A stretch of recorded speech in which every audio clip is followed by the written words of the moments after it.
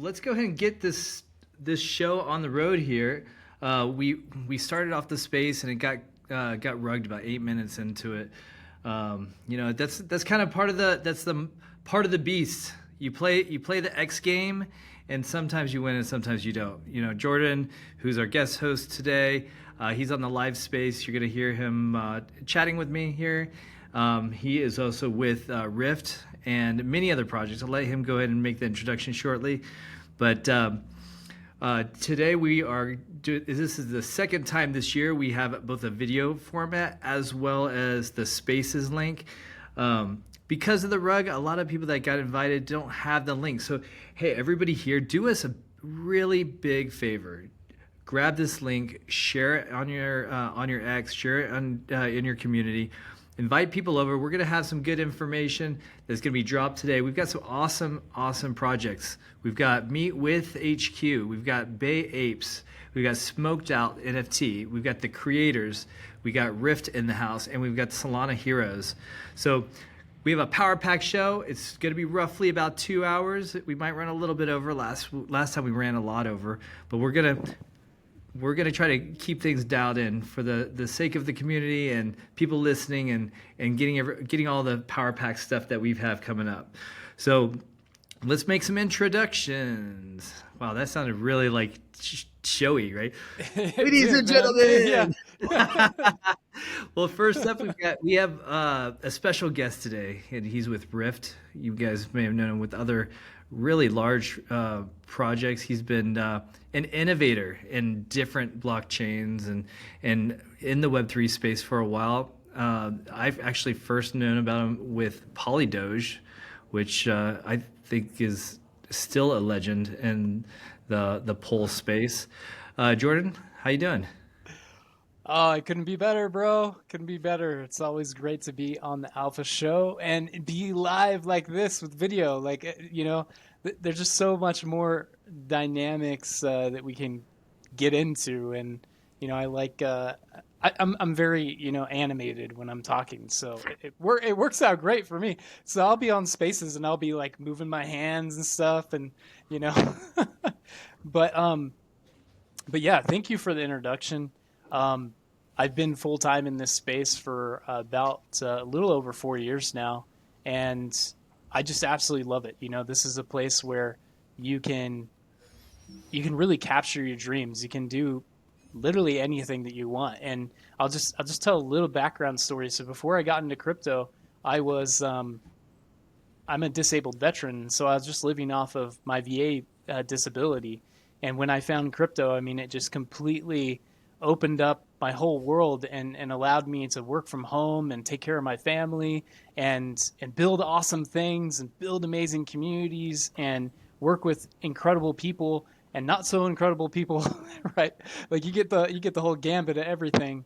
But yeah, I was I'm one of the co-founders of Polydoge, which was most successful meme coin on Polygon in 2021, and still kicking to this day. It's still kicking to this day.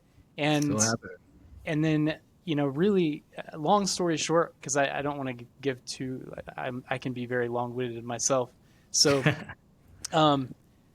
right now we're getting ready to launch the ultimate hybrid NFT protocol that allows collateralization of different assets across many different asset classes, permissionless, self-serve, and that's Rift.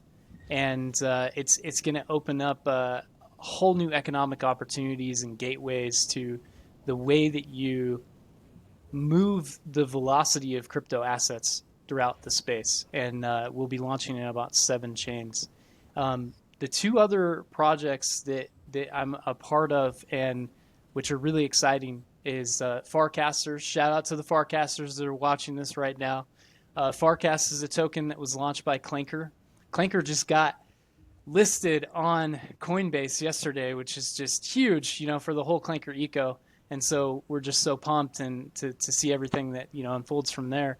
But with Farcasters, it's a really cool IP and brand, and we're doing a lot in agentic gaming. We're creating an agentic gaming multiverse right now, and maybe I'll get into some of those things later. And then also I'm one of the founders with Creators. or with the create team and everything. And so maybe people don't actually know that yet. So I guess that's some alpha. That's some Yeah. alpha. But The alpha show before everything happens. So you guys are getting the alpha on the alpha show. yes, the alpha on the alpha show. And so one big thing that we're doing together right now is ClankerCon, which we're slotting in for toward mid-April or so. That'll be like one of the biggest metaverse conferences for all of base, actually, for all of base. And we'll invite a bunch of other people, but I have quite the experience in running big metaverse events, because I'm the creator of Polycon, which was the biggest metaverse event for Polygon, right? And so yeah, we're just bringing the talent, bringing the energy, bringing the love, and communities and projects together, and highlighting great builders, and especially the newest innovations within the AI, hybrid tech, social fi, DeFi, everything that's coming. And I'm pumped to see what these projects are going to be talking about today. Awesome. Well, we could do a show just on you, honestly. Like, guys, like Jordan is a legend. He's a legend that is super modest, super humble, and he's like, I've had a real pleasure like getting to know him, and not necessarily been like in every step of the way, because I've kind of known him from afar also with him and other projects like Polydoge and whatnot. But in our space with the Alpha Show, going into the rest of this year, this is what our commitment is to you guys. We want to bring the builders in the space. We want to build the people that are really in the trenches, that are trying to innovate, that are really bringing value. Not just, some meme token, right? That's fun. It's the casino of the Web3 world. But there's so much innovation that is being made. We're going to get into that in a little bit with Jordan's stuff that he's kind of hinted away. He said something about the creators. He said something about Rift and rapping, not like lyric rapping, but rapping in general. Yeah. So we'll get into that in a little bit, but I want to give a little bit of time to introduce you to MonkeyMike and Nath. So Monkey, how you doing? Doing great. It's Yeah. been about 2 months, and we're still in a snowstorm here in Cleveland, so just kind of waiting until I can walk on flat land again. But doing great. Happy to be here, and got a banger show coming up. Yeah, 100%. And you don't get to see Monkey today on the live stream. We kind of tried to work it out, but it didn't quite work out. So he's going to be a feature for the next show. And he's got a whole setup. He got to give me the alpha on what that looked like. It's cool. It's really, really rad. So we're looking forward to that. But right now he's going to keep things under wraps and stay in the audio style of things. Nath, how you doing? Hey, how's it going, everybody? Thank you so much for tuning into the space. Sorry about the rug. We tried to tell Randy about it for like 10 minutes, and he was very excited about, being live and stuff. So we were like, please check Discord. You're rugged. But I'm glad it worked out, and I'm glad we're here now. If I can, I want to have a tiny little speech about my jam, which is Alpha Studio, which I run. And it's a creative studio dedicated to making top-tier graphic design accessible for everybody. Startups, nonprofits, individuals, projects, communities, you name it. And we really believe that great design shouldn't be a luxury. It should really fit your style and your budget. So if you need a logo that defines your brand, or a website that captivates your audience, or social media graphics that grab attention, we've got you covered. We focus on clean, impactful, and strategic designs that don't just look good, but also work effectively. So it's really nice to be here again. And if you have any idea of something that you want to get done, DM us or check out our X profile, or just DM us on Discord. So let's make something amazing together. I am sweating like a pig because it's like over 100 degrees Fahrenheit in Brazil right now, and it's not pretty. So this is why I'm not on video, because it's terrible, but also because I don't have a webcam, so I have to use my camera, but I also have to speak really closely to the mic on my phone, to the space, so I didn't want you guys to see my double chin as I was at it. So I'm like, okay, it's just better if I stick to just the space this time. So here I am, excited to hear from all these projects.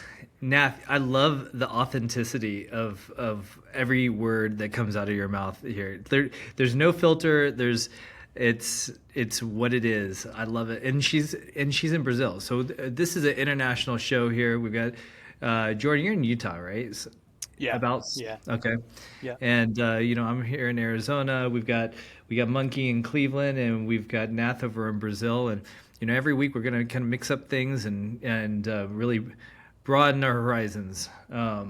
So we've got a really great show today. Today is Thursday, February 20th. This is the second show of 2025. We've got some really great projects today. We've got Meet with HQ, which will be up first. We've got Bay Apes. We got Smoked Out NFT. We've got the creators. We got Rift, Jordan, who's here, and Solana Heroes.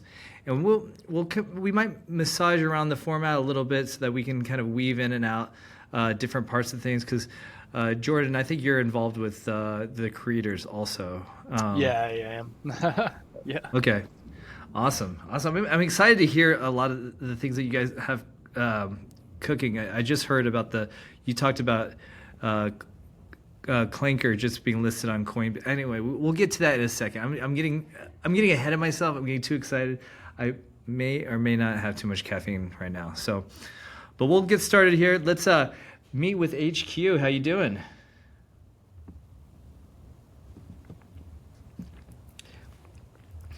Let's see it. Let's make sure he can hear us okay. Meet with HQ. While he's getting situated, we can go ahead and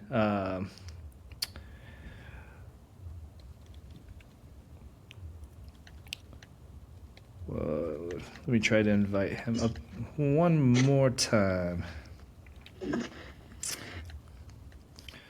Well, I've been trying to invite them up since they got here, so I'm not sure if they are the profile who's actually going to speak for the project or not. Okay. But I can try to figure that out, and we can move to the next speaker. Yeah, no, not a problem. Not a problem. Yeah, if there's another speaker for Meet with HQ, just put your hand up. We'll go ahead and bring you right on the stage. We'll also pull up your information on the live stream so that we can have that for the people watching. But in the meantime, let's see here. Bay Apes, how's it going? Hello, thank you for the warm welcome. You're welcome. You're welcome. I'm doing good. And don't worry, you can talk all you want. Very caffeinated is the way to go. So make sure you're staying hydrated as well. Excuse me. I should follow my own advice. But yeah, so everything's been going good. Excuse me. The last time we were on the Alpha Show, I believe it was last year sometime, and we had just minted out our second collection. So let me, I'll catch you up to just that point moving forward. So we had just minted out our second collection, which is a 5,000 collection, and by our leading female artist who did our first collection as well. We had much success with that. During that, we developed our own marketplace. We developed soft staking, gasless soft staking for NFTs, because before that we had hard staking, and it was costing people a lot of money. Our holders, our members, it was costing them a lot of money to stake and unstake, and we saw that as being very unfair. And also hard staking your NFTs to leave your wallet. Nobody likes to see that happen. I mean, of course, some people do, like, like to hard stake, and I know other projects do hard staking. I have nothing against it, nothing against it. This was more just along the lines of fees and how much it was costing the community. And we didn't think that it was fair. So during deploying our second mint, actually, our second collection, when we developed the soft staking gasless marketplace, we showed everybody, because the UI went down from the hard staking, so we had to show everybody. We have a tutorial that's still up in the Discord to show everybody how to unstake their NFTs through going beyond the UI, going through the back end. And we had a lot of success. People had unstaked and then restaked with our gasless soft staking platform that we had. And so what that does is a added utility. And so every month, everybody who soft stakes their NFTs, and it's an automatic too. Like, if let's say I have my NFTs staked right now and soft staking, if I were to go sweep some from either the first collection or the second collection right now, they'd be automatically soft staked just because it's picking up my wallet. So I don't have to do it all over again. So that was pretty neat and pretty handy as well. It doesn't take a long time at all to stake, even if you're doing it from another wallet. It's very seamless. But so that gave all of our holders staking tokens, and they were able to participate in our monthly raffles for other projects' NFTs, high utility NFTs, great art. They were able to do that every month if they choose to. If not, they could continue to stake and to earn, and it was you're earning per hour, per NFT on the hour. So it's great. The tokens just add up and add up and add up and add up. So then we deployed the second collection. We did our marketplace as well, actually, through Snag Solutions. And then we deployed our second collection, minted that out. After that, we did faction competitions, because we have 5 different factions in our second collection. So every week, 2 factions would go against 2 factions, and I made it fun for everybody. I made it so it wasn't so competitive. I made fun games, games that you could play in the Discord and the voice chat channel. It wasn't anything too serious. I didn't want to have it being taken too serious, too competitive. So I made it fun for everybody. At the end of the month, I picked 4 winners, and I said that I was going to in the announcement, and they all got paid out in Ethereum. So that was very successful. And then after that, let me see. We've done so much stuff, and there's so many layers to our project. One second. Okay. I can already tell that you are you're an innovator. You're the type of person that probably goes a million miles an hour, has a lot of different projects, a lot of different things, lots of things that involve the community, and you probably care a ton about what you do and the project and the things that you're doing right now. I want to take a full step back. So a lot of the people that are listening or even going to be watching this right now, they might not know what Banana Coast or Bay Apes is. So give me your 30-second overview of what Bay Apes is and why you started it. So Bay Apes is a collection of 5,000 and originally 5,000 animated NFTs. We were the first female ape project to ever exist on the Ethereum blockchain. We introduced staking, tokenomics, animated NFTs, and a marketplace and merchandise. And the Banana Coast is where Bay Apes are from.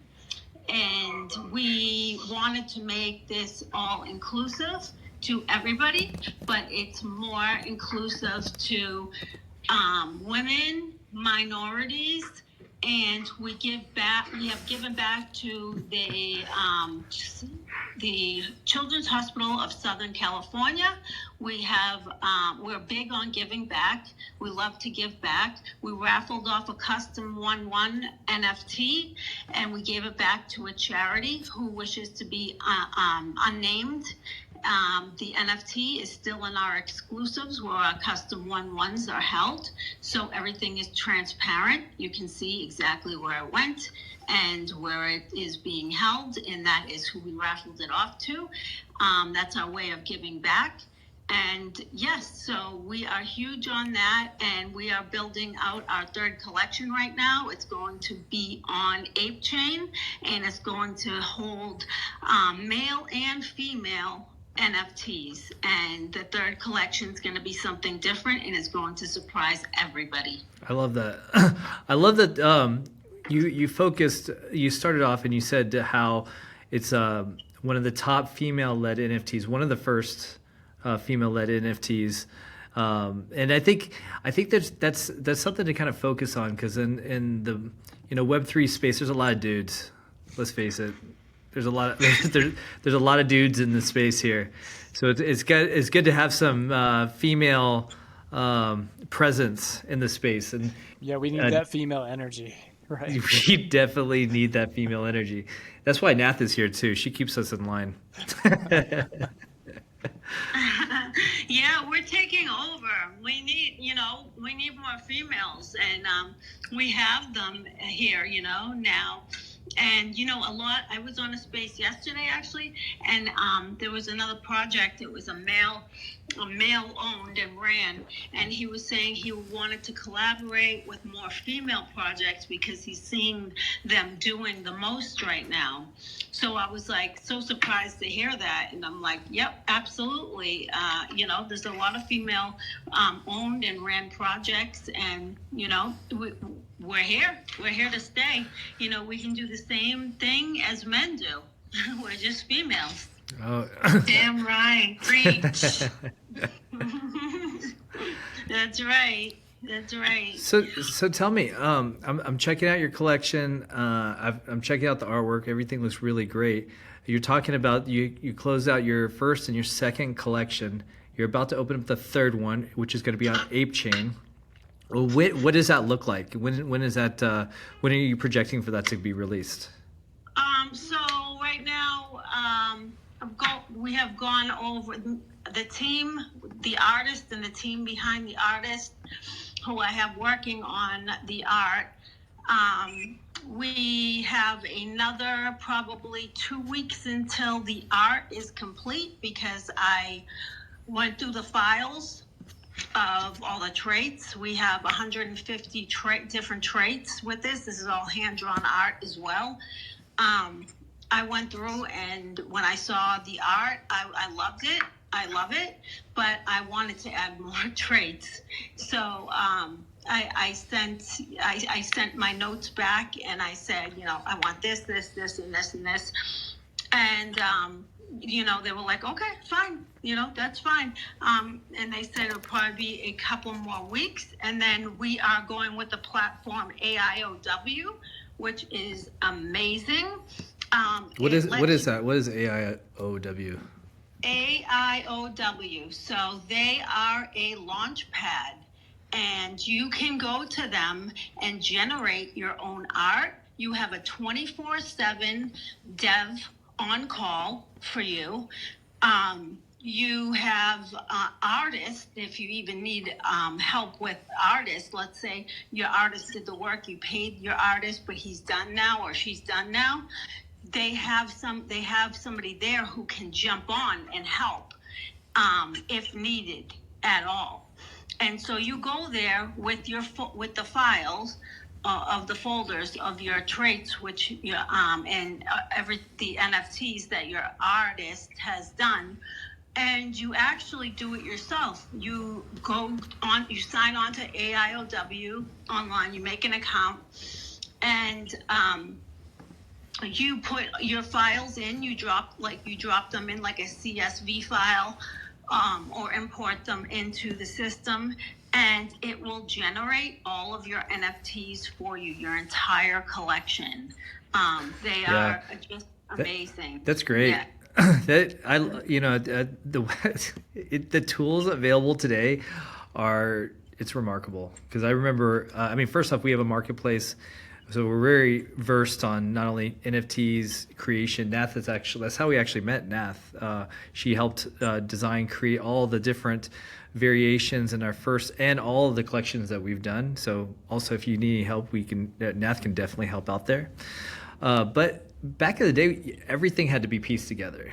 Now there's tools, there's all sorts of automations, there's AI additions.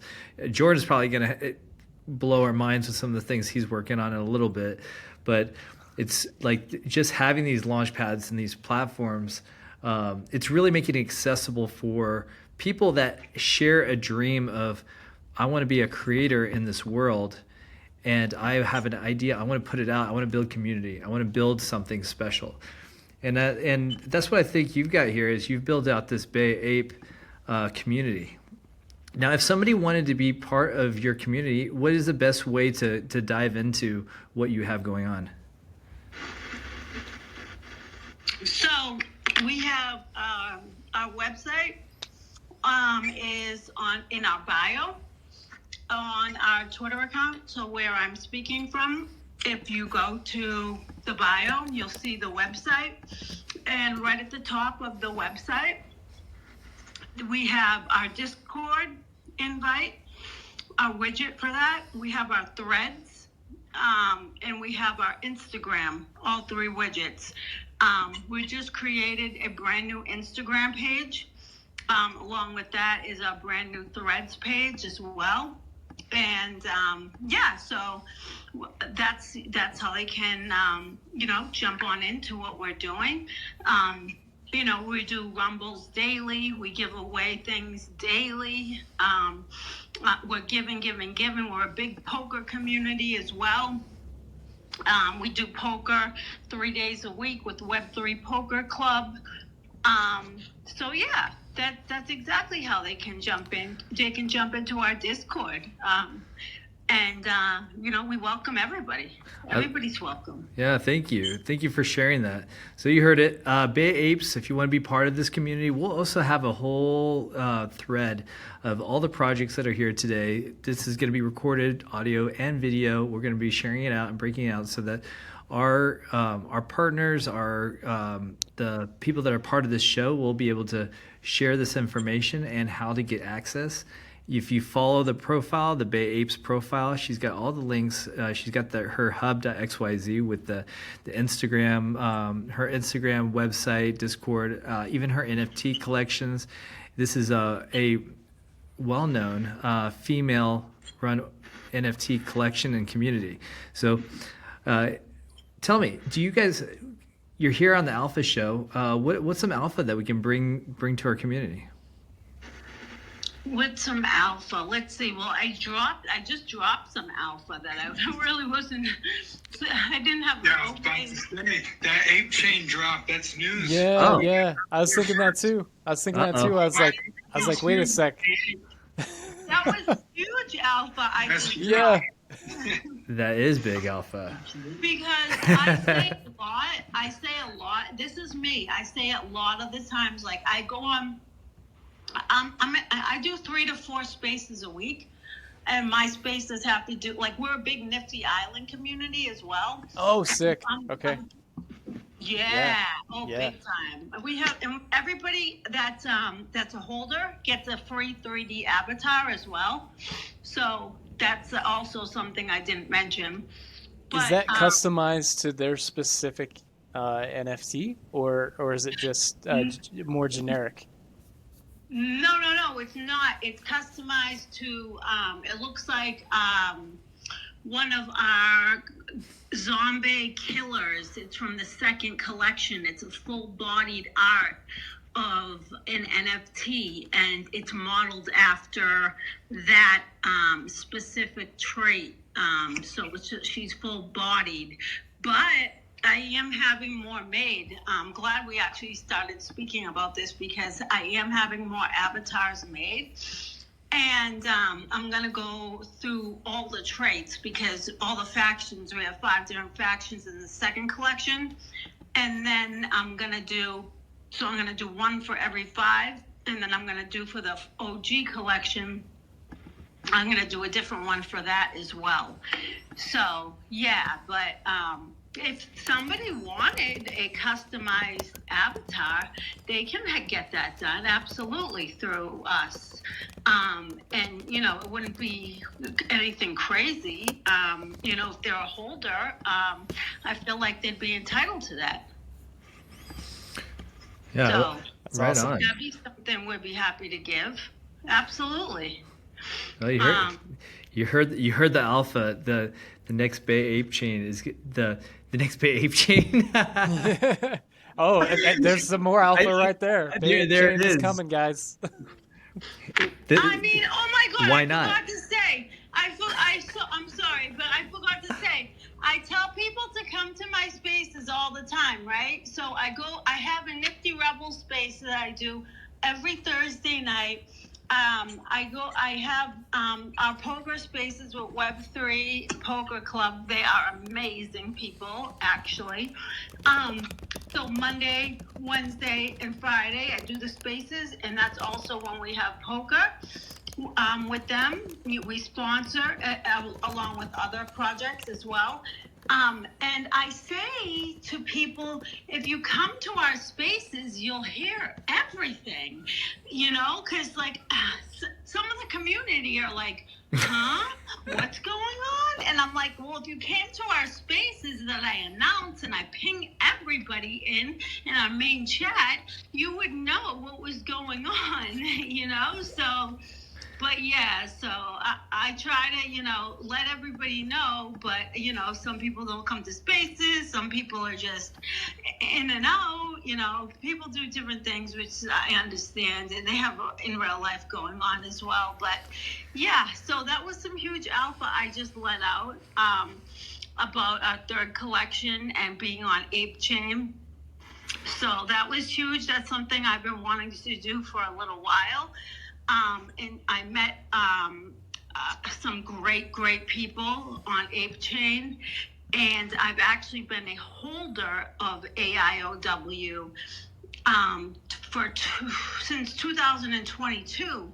But I never knew that they switched over. All they had was like little lizards for NFTs back then in 2022, and it was like just something new I had just gotten into, and I'm like, okay, these are cool, the founder gave me one, and I never went back in really to the Discord after that, and then, but I never left it, so, I never left the server, so when I heard of AIOW, I said to myself, wait a minute, that can't be the same AIOW I know, because everybody on these spaces are on Ape Chain. They're selling out in under hours, in under an hour, under a day. They're selling out all their collections. And so I reached out to them, and I also went in the Discord, and I saw the same people from the spaces. I talked to them, and I was like, wow, I love what you guys did here. You totally,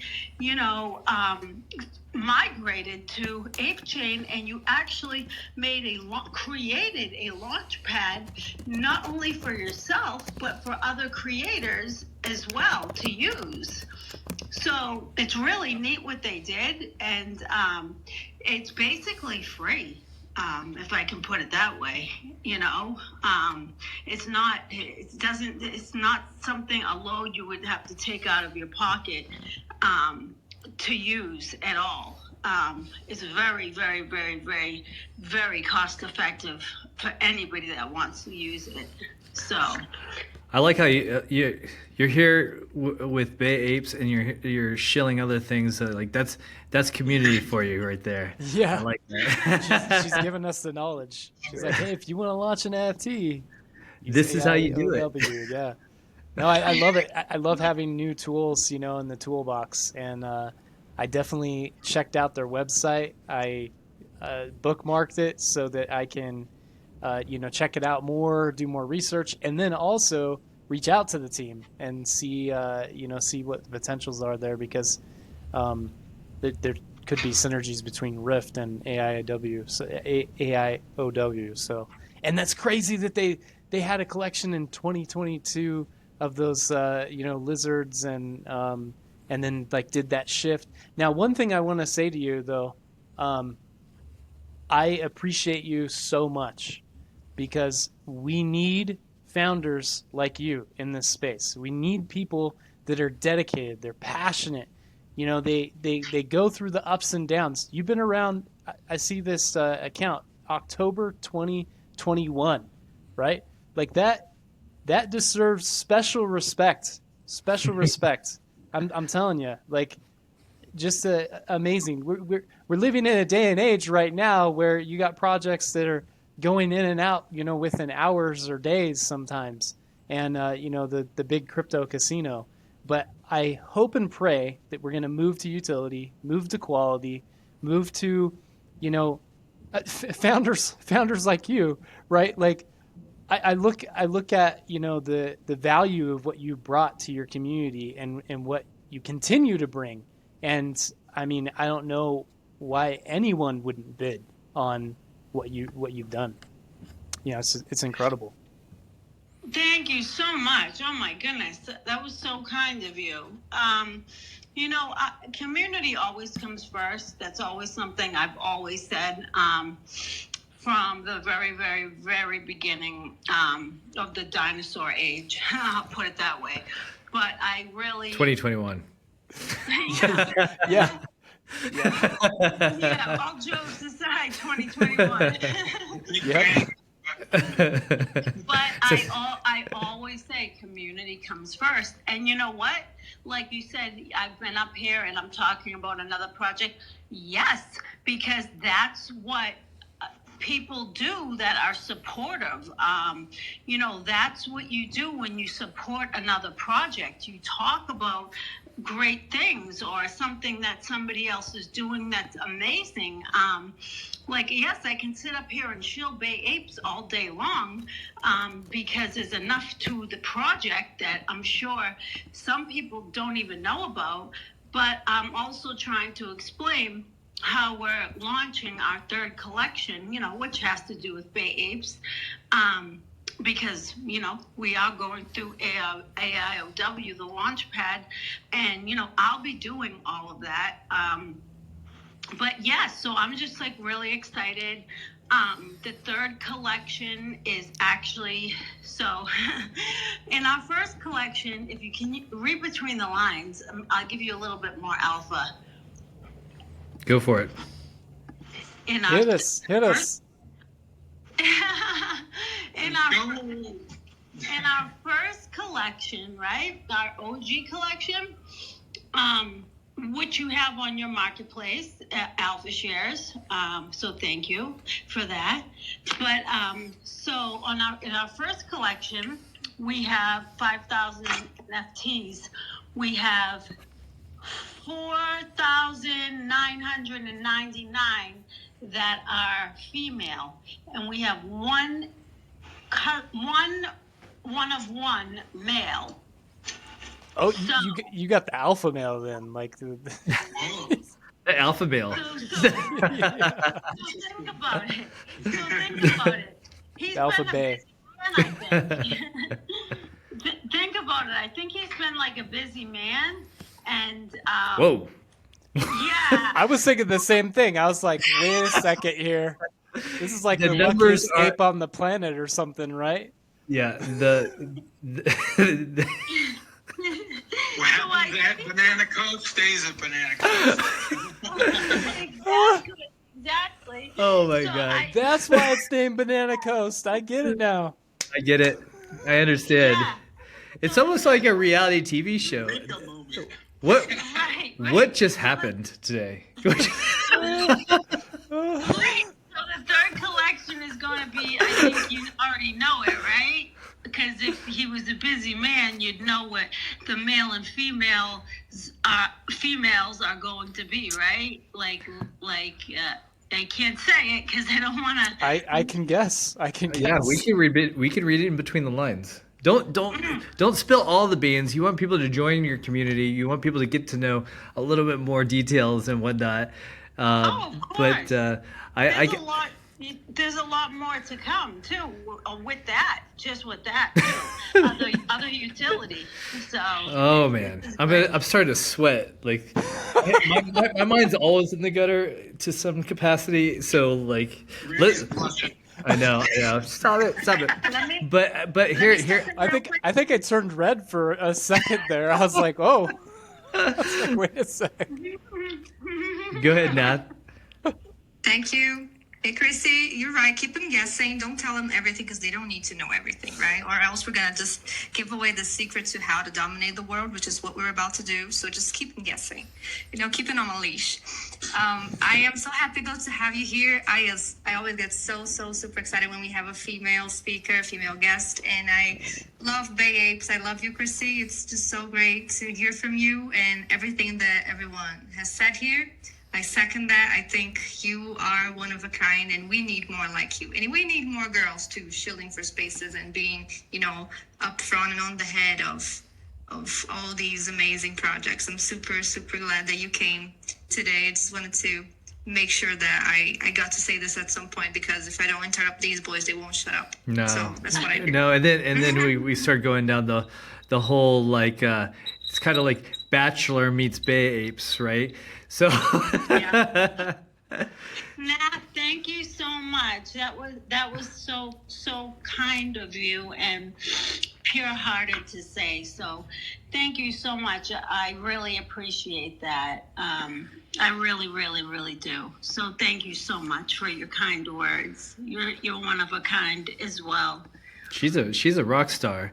So we're gonna have to keep moving forward. We have 5 other projects, and we have about a little over an hour to get through. Make sure everybody has their spotlight and have their time to shine. So I want to make sure that everybody, if you didn't hear everything that was being told about Babes, this is being recorded not only on Spaces, but we'll also have the video format available as well. Check them out. You can go to their X profile, follow them. Make sure you check out their Discord and their community. They have they drop some alpha, and if you didn't hear what it was, you're gonna have to listen to the recording. So hey, thank you for showing up today and sharing everything that you're doing and being a dominant female operated NFT and Web3 founder. Thank you. All right, next up, let's bring in Solana Heroes. How's it going, guys? Hey, Cool. cool accent. Where are you from? Amazing. Yeah. Cape Town, South Africa. Oh, we got a South African in the house. That's awesome. Yes, you do. Yeah, you do. I don't have wild lions walking around in my garden, but we do live in Africa. I love that. Right on. Well, up on stage right now, we have Solana Heroes. Solana Heroes is a really remarkable project. I'm really excited to hear about all the things that they've got going on. Tell us a little bit about your project, and for a lot of the people here, they may not know about your project, what you have coming up. Give them a little overview of what you have cooking. Yeah, so first of all, thank you for the opportunity. It's the first time that we're joining off the show, and I really like what you guys are doing.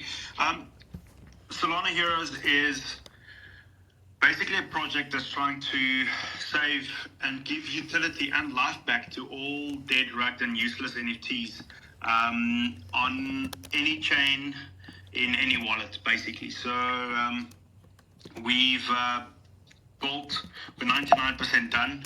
We've built a custom earnings platform. It's not a staking platform that will allow you to connect up to 100 wallets on any chain. We're going to start with Solana, Ethereum, Hedera, Polygon, and then we will branch out into other chains like XRP, and basically any chain that's got NFTs.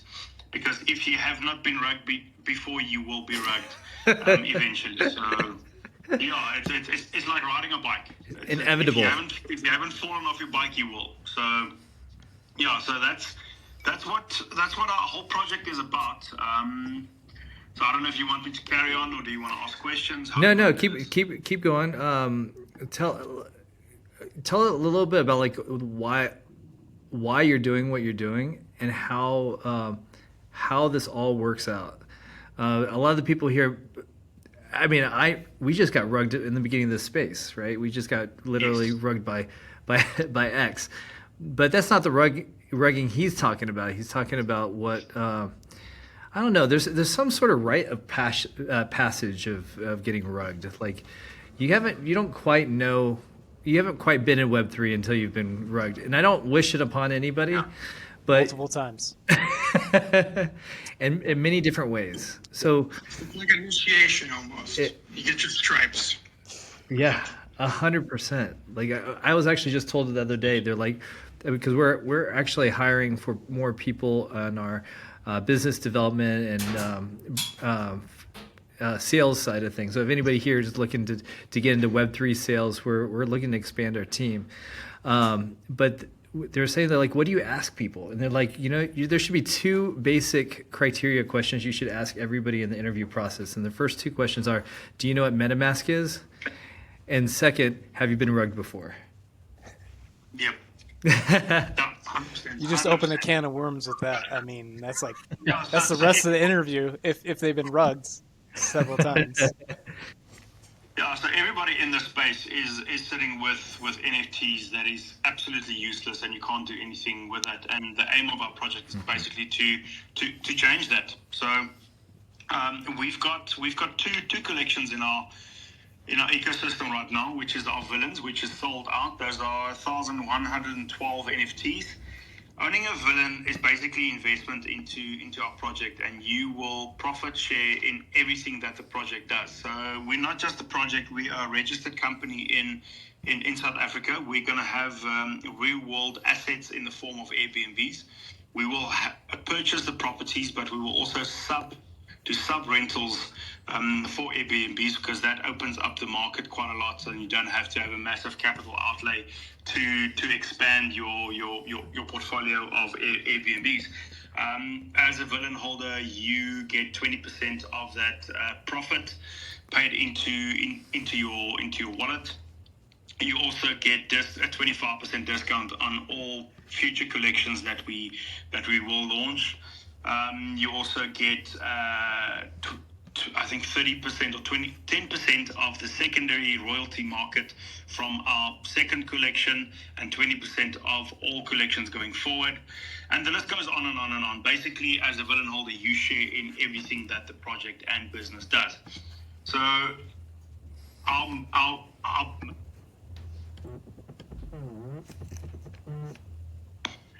there are 10,000 heroes in our collection. The rarity of come for. So the rarity runs from common all the way up to one of one. There's only 5 one of ones in the collection. Common will give you earnings potential for 15 NFTs, and then one of one will give you 100. So then you get the epic, which will give you 50, and then 30, and then 20, and 15. So our earnings platform, like I said previously, is custom built, and our hero NFT is basically your access to that platform. So by connecting your Hero NFT that's in a Solana wallet as your primary wallet, you will then, after that, be able to connect, like I said, Ethereum, Polygon, Hedera to start with, up to 100 wallets. So the earnings potential is limitless. So what's nice about our platform is we do not touch your NFTs.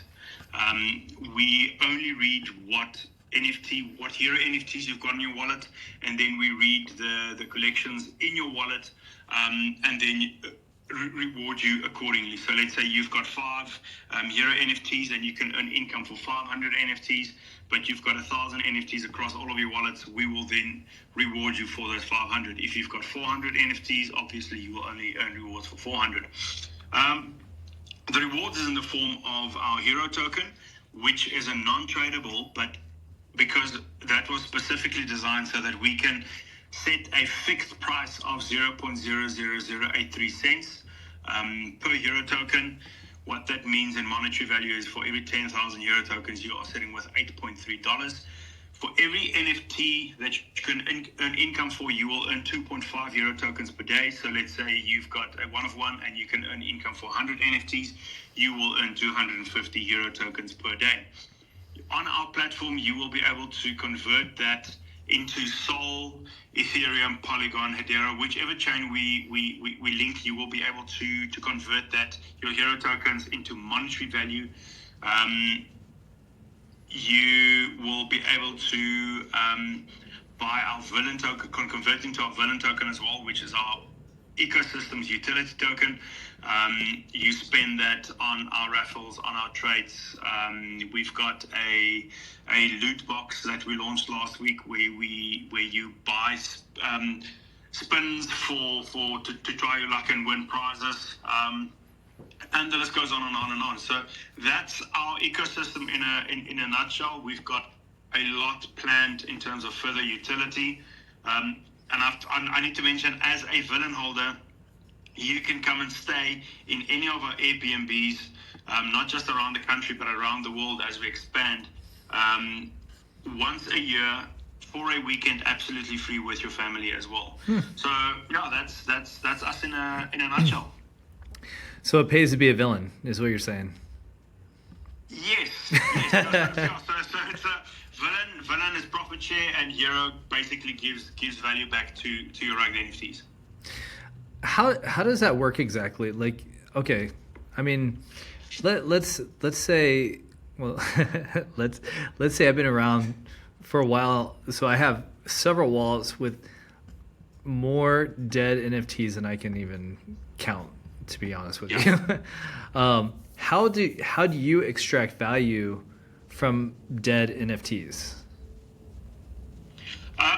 It's basically by owning a Hero NFT. So let's say you get a common rarity, then you can earn income for 15 NFTs in any wallet that you want to connect to our earnings platform. Okay. All right. And then you said that the on the Heroes NFTs that you accrue points, right? You get accrue tokens that it's not a real. Is it? You said it's not a real token. It's like it is a SPL token. It's a registered SPL token, but it doesn't have liquidity, so it's not registered on any of the dexes. So on our earnings platform, the price is set at 0.00083. That will never go up or never go down. So that price is fixed. So you can easily then calculate the rewards that you will earn for the amount of NFTs that you've got. Okay, got it. Okay, yeah. Later on when Jordan talks about like what he's got cooking up for Rift, I'm sure there's a lot of synergies on different ways to connecting tokens with the NFTs and wrapping a whole world inside of them. And I won't steal your thunder yet, Jordan, but no problem. Yeah, but I like what you have going on with Solana here is because it's different, right? It's we've heard about projects that they just build out communities. We've heard about projects that they're the first a fast moving female owned NFT community. And now we're talking about a community that adds value to your old NFTs that have no value.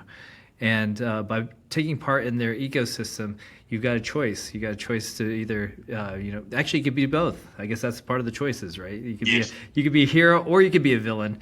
And if you're a villain, you get to earn off of the real world assets. You said that these are Airbnbs. Is it primarily in South Africa? So Cape Town is a mecca for Airbnb, because a lot of Europeans come and stay here when it's their winter. So they come and stay for 6-7 months out of the year. I'm well known to that industry, because I do that in my personal capacity as well. So I understand the market. There's a massive market for it.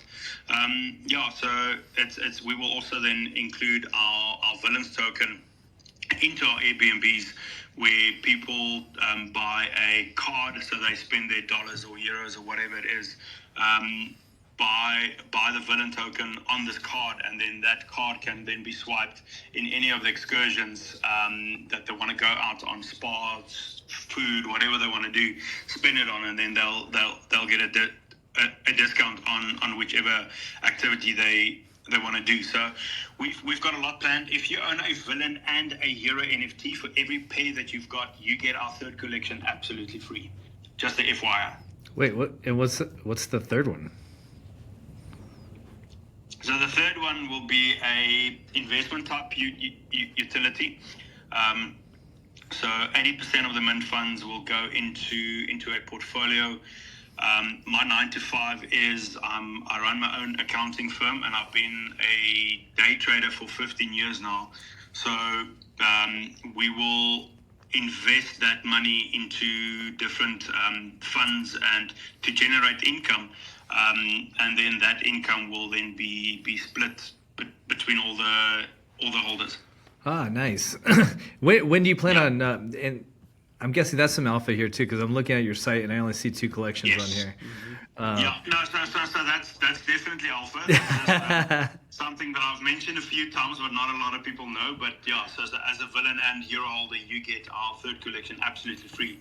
And nice. It's basically free profits in your pocket.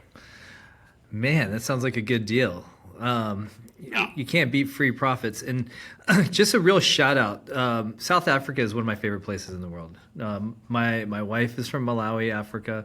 I've gone to South Africa. I love Cape Town. Cape Town's amazing. If anybody wants to do like a very low cost and incredible excursion, go to Cape Town. They have incredible food. It's the people are really remarkable. And then Stellenbosch is it's a really good time. And so I hear what you're saying about Airbnb being a very popular thing in Cape Town, because it's not only is it at a point you have all the international travelers there, but Stellenbosch is the most beautiful place I have ever been, guys. It is. Yeah, all those mountains 100% surrounding it, and the vineyards, and it's beautiful. So people in North America, you might know. Oh my gosh, I just forgot the name. What's a wine? What's a big wine city in California? Napa Valley. Yeah, Napa. Mm-hmm. Yeah. So Stellenbosch makes Napa look like a playground. I mean, Napa looks like a playground to Stellenbosch, vice versa. Yep. So Stellenbosch it's absolutely gorgeous. There was a moment where my wife and I were out there. There's hills. It's dreamy. That there was like we counted. There was 7 rainbows going from different hilltops to different vineyards, and it was absolutely dreamy. Like I say it out loud, and people are like, "Oh yeah, there's no way." I'm telling you, this place is unbelievable. Like there's no other place in the world where you can go there, you can have a good time, you can stay at a wonderful Airbnb, get a good several glasses of wine, great food, which by the way, people in South Africa drink wine with every meal of the day throughout the course of the day. I don't know how they. Yeah. We drink a lot. But it's only like we saw we saw zebras, we saw all sorts of really cool stuff, and then and then we came back to Cape Town, which was a beautiful spot too. So shout out to South Africa, shout out to Cape Town and what you're doing, and with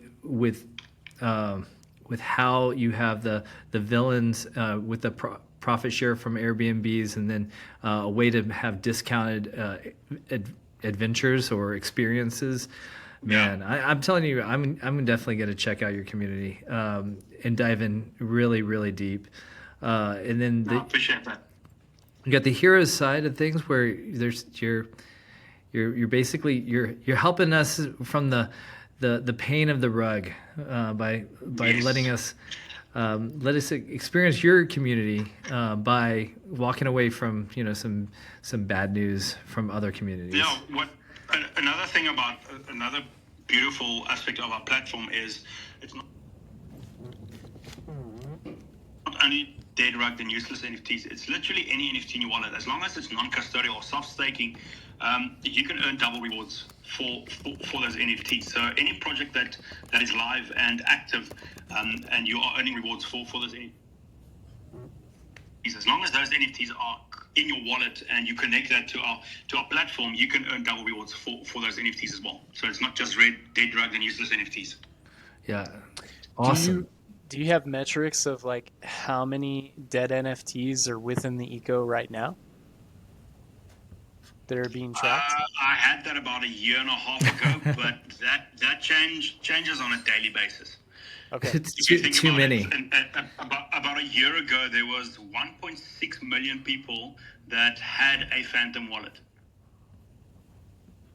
So if you look at the numbers and how many, even if you take 10% of that, the need for what we are building and putting out there is substantial, and that's why we decided to do a 10,000 number collection. So yeah, it's astronomical how many rugged NFTs are out there, but I don't know if you'll be able to find the exact measures, but it changes on a daily basis. Yeah, so definitely within like the greater eco, but within the Solana Heroes, do you have like the tracked metrics of how many like wallets are connected, that how many dead NFTs, and NFTs are collecting rewards? Like, is there some type of database for that? We have not yet launched our platform. That it's done. I asked the devs, so we were ready on Sunday, but after testing, I asked the dev to add something small. He was not happy with me, but it had to change. So we're launching either this weekend or early next week. So we should have those numbers as soon as we go live. But we've only sold 875 out of our 10,000 collection. We launched it, I think, in November, December last year.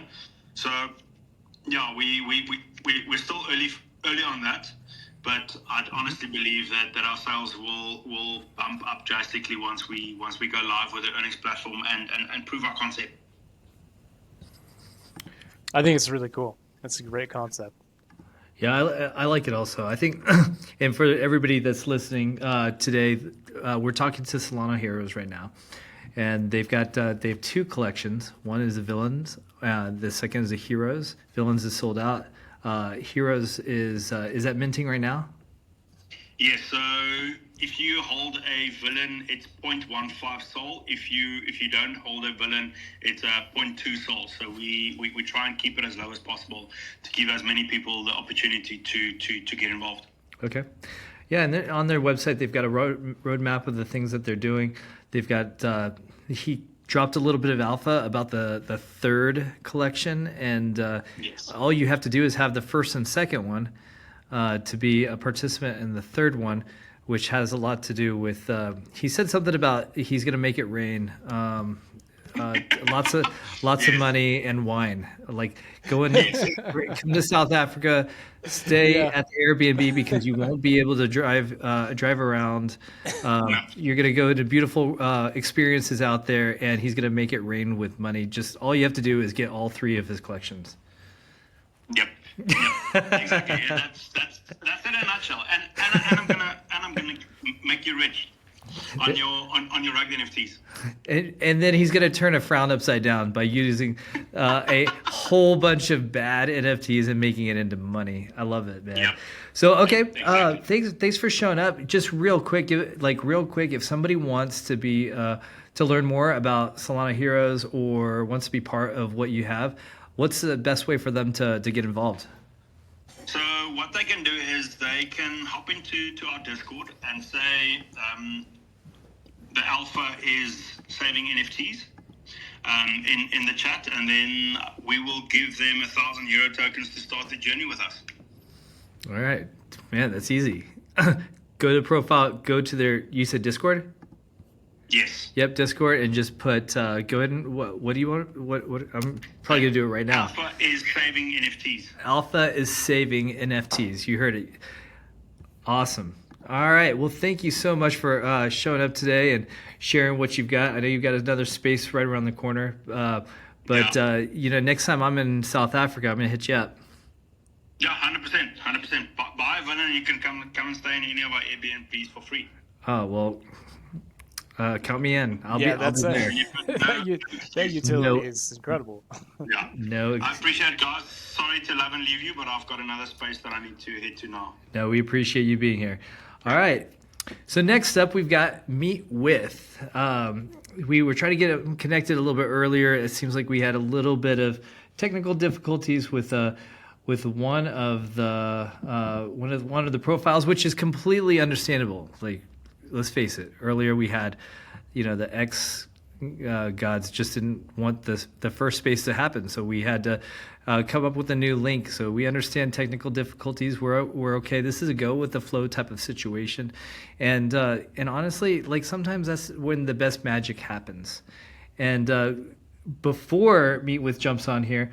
For the people that are here that are either listening to the space, that are participating in the space, or maybe you're watching the live stream, do us a big favor, not just for us, but for all the projects that are part of this show. Share the space. Throw a comment in there. Give a high five. Throw some emojis. Give a heart out to. Just showing that you are listening for the alpha of everything that's being brought today. So now we've got Meet With. How you doing? Hi everyone. Can everyone hear me? Loud and clear. All right, super. I'm feeling great. I'm GP speaking on behalf of Meet With, and I'm speaking from Nigeria, Africa. We've got Good to be on the show tonight. I mean, we love our Nigerians, bro. What's happening here to the Alpha Show, and I've enjoyed the energy from the beginning, and then it's just been awesome. Shout out to Bay Apes. Shout out to Solana Hero. Yeah, you guys are doing an amazing job. Yeah, thank you for bringing us on the show. Yeah.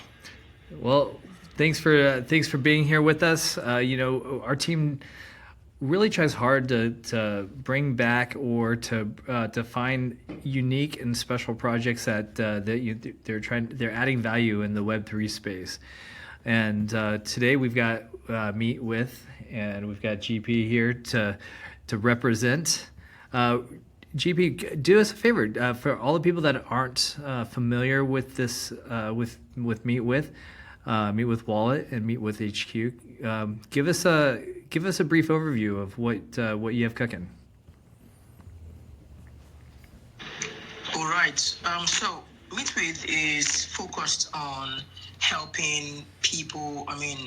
DAO advisors, DAO contributors, freelancers, helping them get the most of their time, right? So, in Web3, a lot of us work across different teams, different organizations, and would often want to, collaborate and meet with other team members across these teams and across different time zones. And, it could be frustrating trying to set up meetings with someone across a different time zone from you, and you are available at this time, they're not available, you don't know when next you're available. You send a message like, hey, what time would you be available? And you don't get any response for like the next 2 to 3 days. So at Meetwith, we've streamlined meeting scheduling process whereby you can quickly schedule a meeting with anybody in a few seconds, within a minute, right? And then it just makes it super easy. So we've been able to achieve this through group scheduling. So, for instance, you want to have a meeting with your team, and you guys need to meet at a very, very convenient time. So everyone just shares their meet with link or their meet with username, and then you add them on meet with, and then everyone's calendar pops up, and then you just choose a very, very available time that works for everybody. So yeah, we just make collaboration and productivity super, super easy, super, super seamless. So you don't have to struggle. You just keep going and keep going. So how tell me how the Meet with is maybe different than maybe other meeting platforms. All right. So let's take Calendly for instance. So Calendly is another scheduling tool, right? And a lot of people use it. Yeah. However, we found out that, like I said, it could take a while before your colleague responds to their availability message. Sometimes they don't even know when next they are available.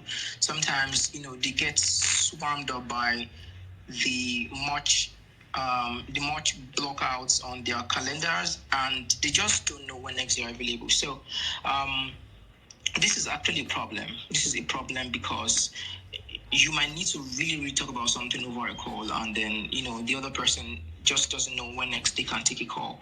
So now how we are different is that, first of all, we ensure that you are able to find the person's availability as quickly as possible, even without them having to respond about their availability. Yeah. So like I said, they just share you their meet with link, and then you find their availability on meet with. Meet with just displays the person's schedule, like a calendar, and then you see when they're available and when they're not available, and then you just book a call. Or if it's with a group of people, it even makes it super easy, because imagine having to wait for 5 people to tell you when they'll be available.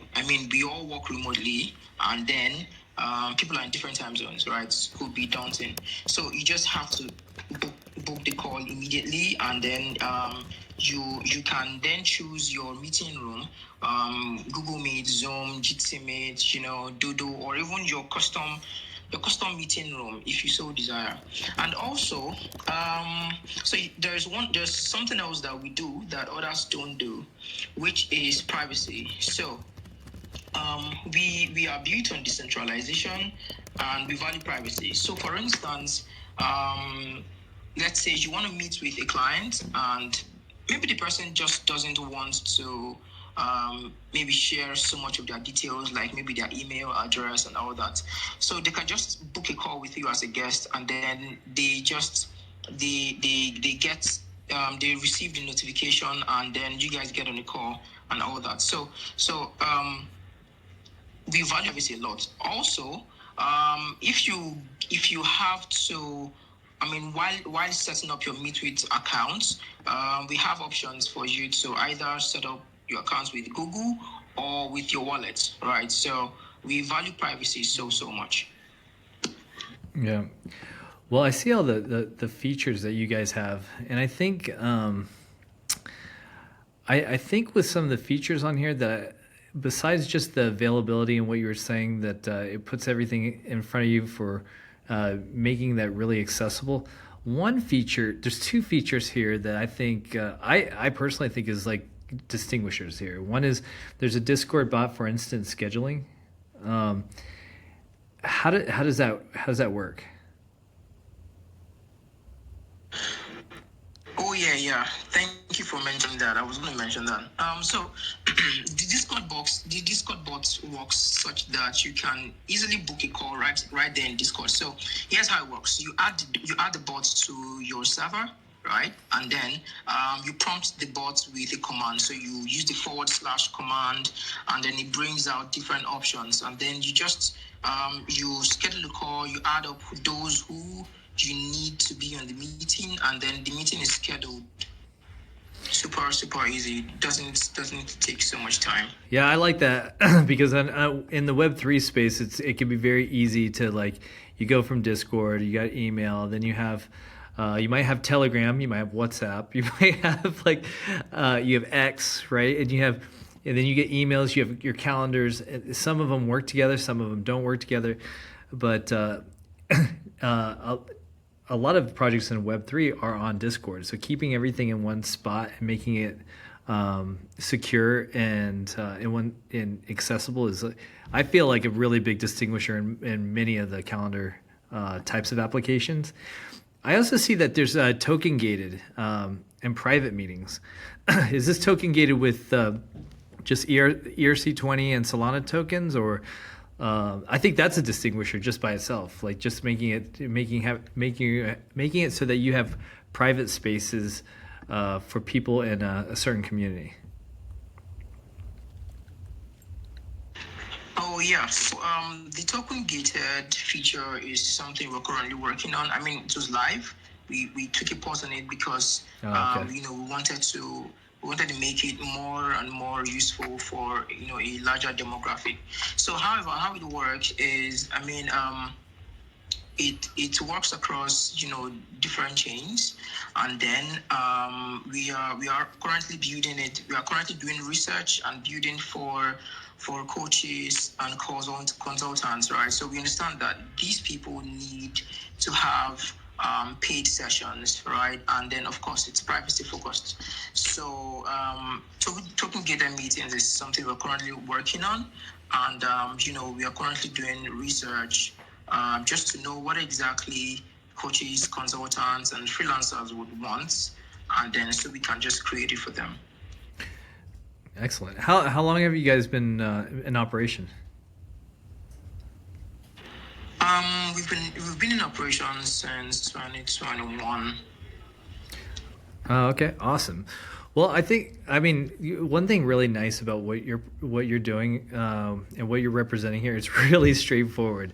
It's not terribly complicated where somebody has to like dive in deeper to understand what it is or rarities or understanding like something more complex. It's real utility at its core value. There's a need, right? There's a challenge, and they're addressing a problem with a solution. Now there are other meeting applications out there, but they're doing things a little bit differently, and that's where I think that for people that are watching the show, that are listening to this show, check these guys out. What they're doing is they're putting a spin on things and really making it easier. One, for Discord communities, making it easier to find people's schedule, and they're innovating using token-gated features and whatnot. Tell me, like I did see when I went to your website, there was a little pop-up screen about getting 6 months free. Do you want to just you want to tell people about what promotions that you might have coming up?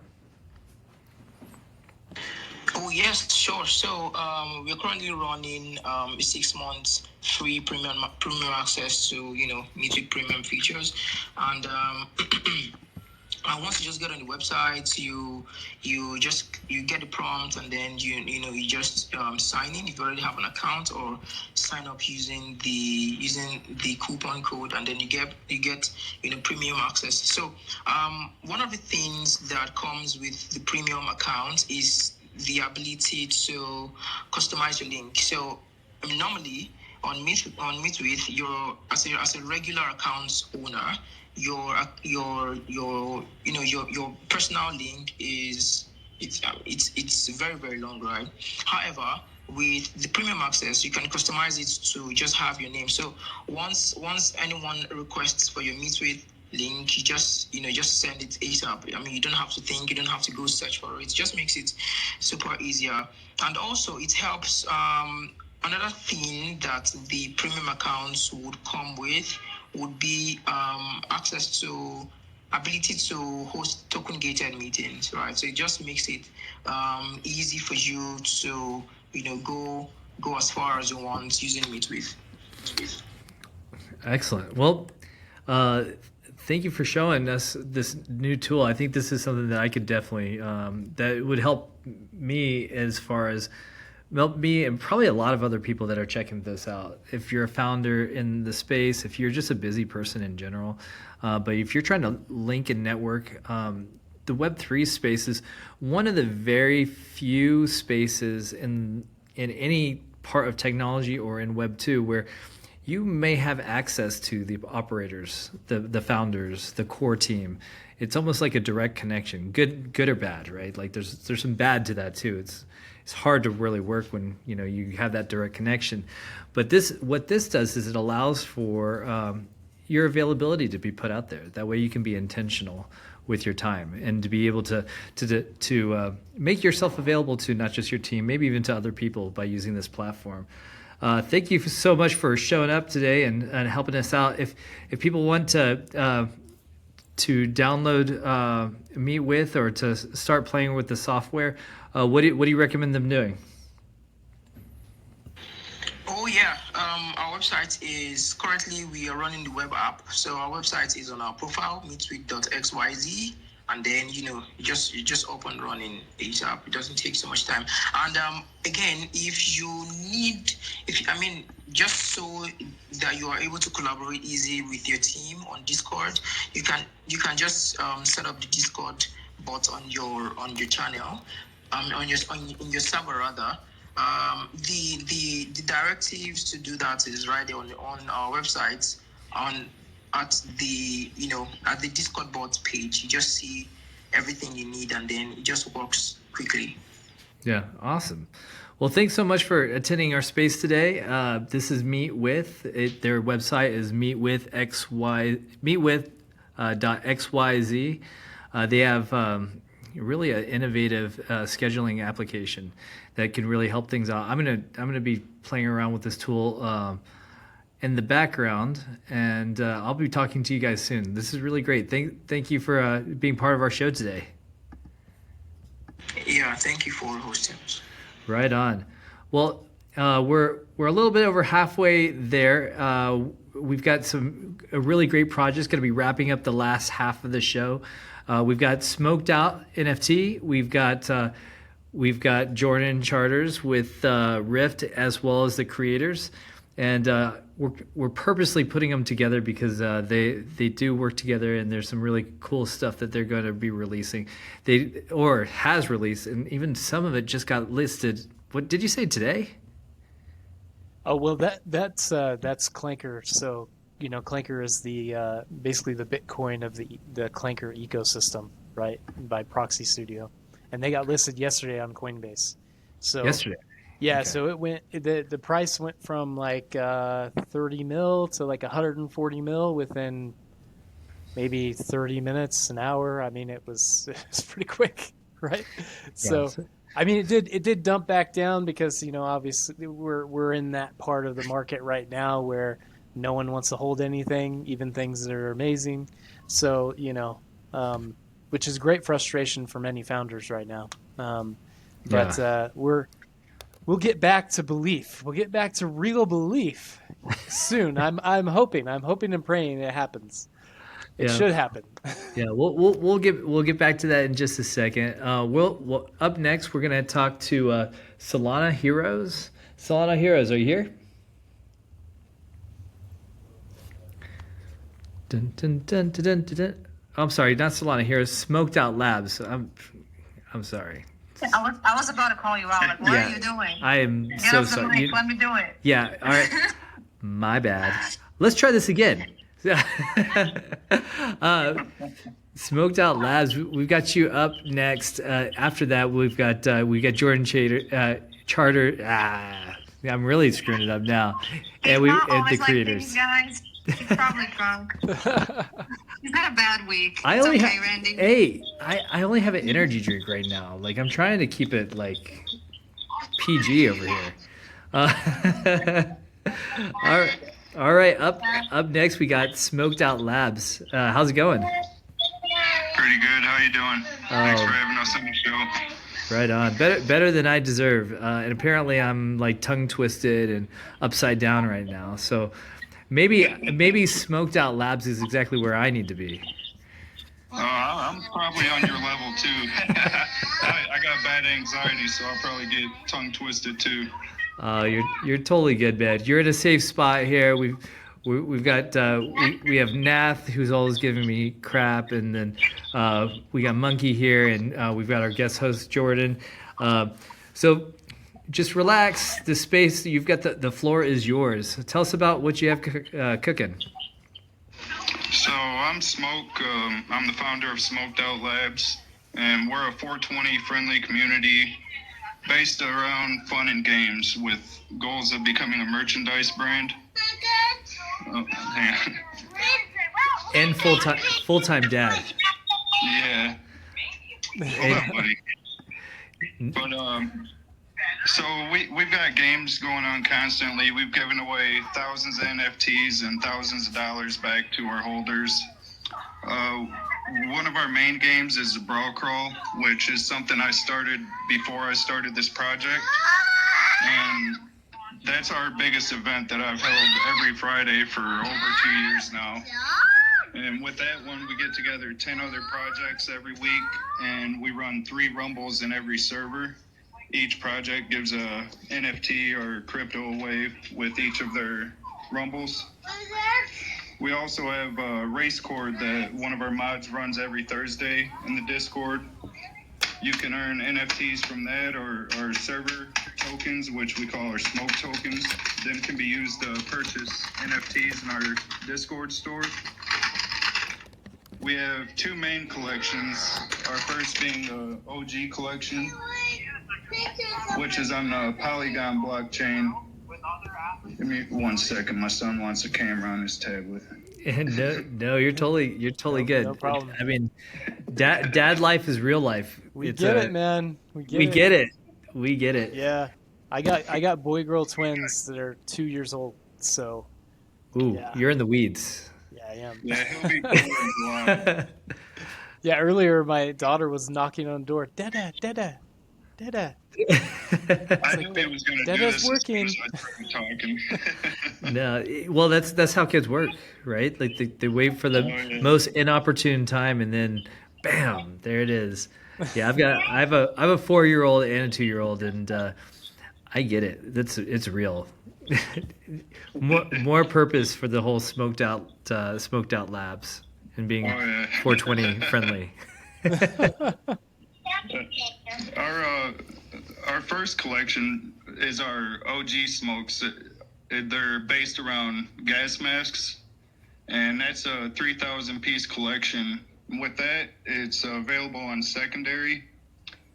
We always have sweep raffles going with those. Right now, we've got a sweep raffle for a Bored Ape Pixel Club going, and one of our OG smokes is in that as well.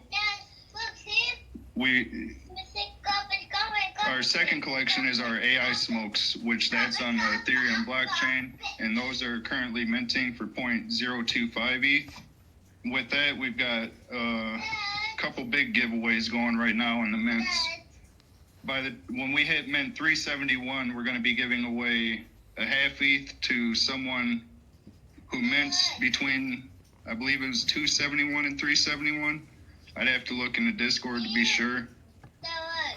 But we're giving half ETH to one minter between those numbers. Stop, TJ. And another half ETH will be going to a holder of 5 AIs or 10 OG smokes. And when we hit mint 500, we have a Cyber Ape Yacht Club we'll be giving away, which they are currently minting for 1 ETH. And they have a multiverse game they're building that's about to be released on PlayStation, Xbox, and Steam. And they're going to be giving 30% of revenues back to their holders.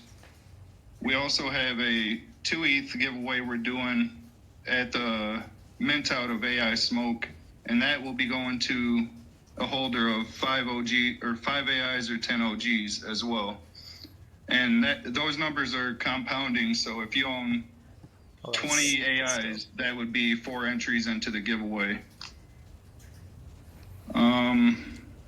what else we got going? We have a collection we use for a Discord game we had built for us. It's called Burnout, and they're on the Polygon blockchain selling for 5 Polygon each. And what we do with those is every 100 or 200 mints, we hold a Burnout tournament using our Discord made game, and one person will walk away with 50% of the mint proceeds we get in that period of 100 or 200 mints. The next race is going to be held at Mint 502, and one person will be getting 450 Polygon on that, and I'll also be doing a wheel spin for mentors for an OG and another wheel spin for 2 Burnout NFTs into the next tournament. I think that's pretty much what we got going on right now. I probably shouldn't say this next part, but for our top shelf holders, which are our holders of it can be a combination of 30 AIs or OGs. We have merch bundles that we just put together, and our top shelf holders will be getting sent those first, and then the rest of the community will be notified on how they can get them afterwards. There you go. Right on. Yeah, that's dope. Right on. Well, I'm checking on the live stream. I've got your website. Before I forgot. Yeah. No, you're good. You're totally good. I've got your website up. I've got all the collections up also, and I'm just checking everything out. For people, like, there's a lot of people that check out our show, that listen to a video or watch it, and they're looking for different projects, NFTs, tokens, communities to dive into. What is it about Smoked Out Labs that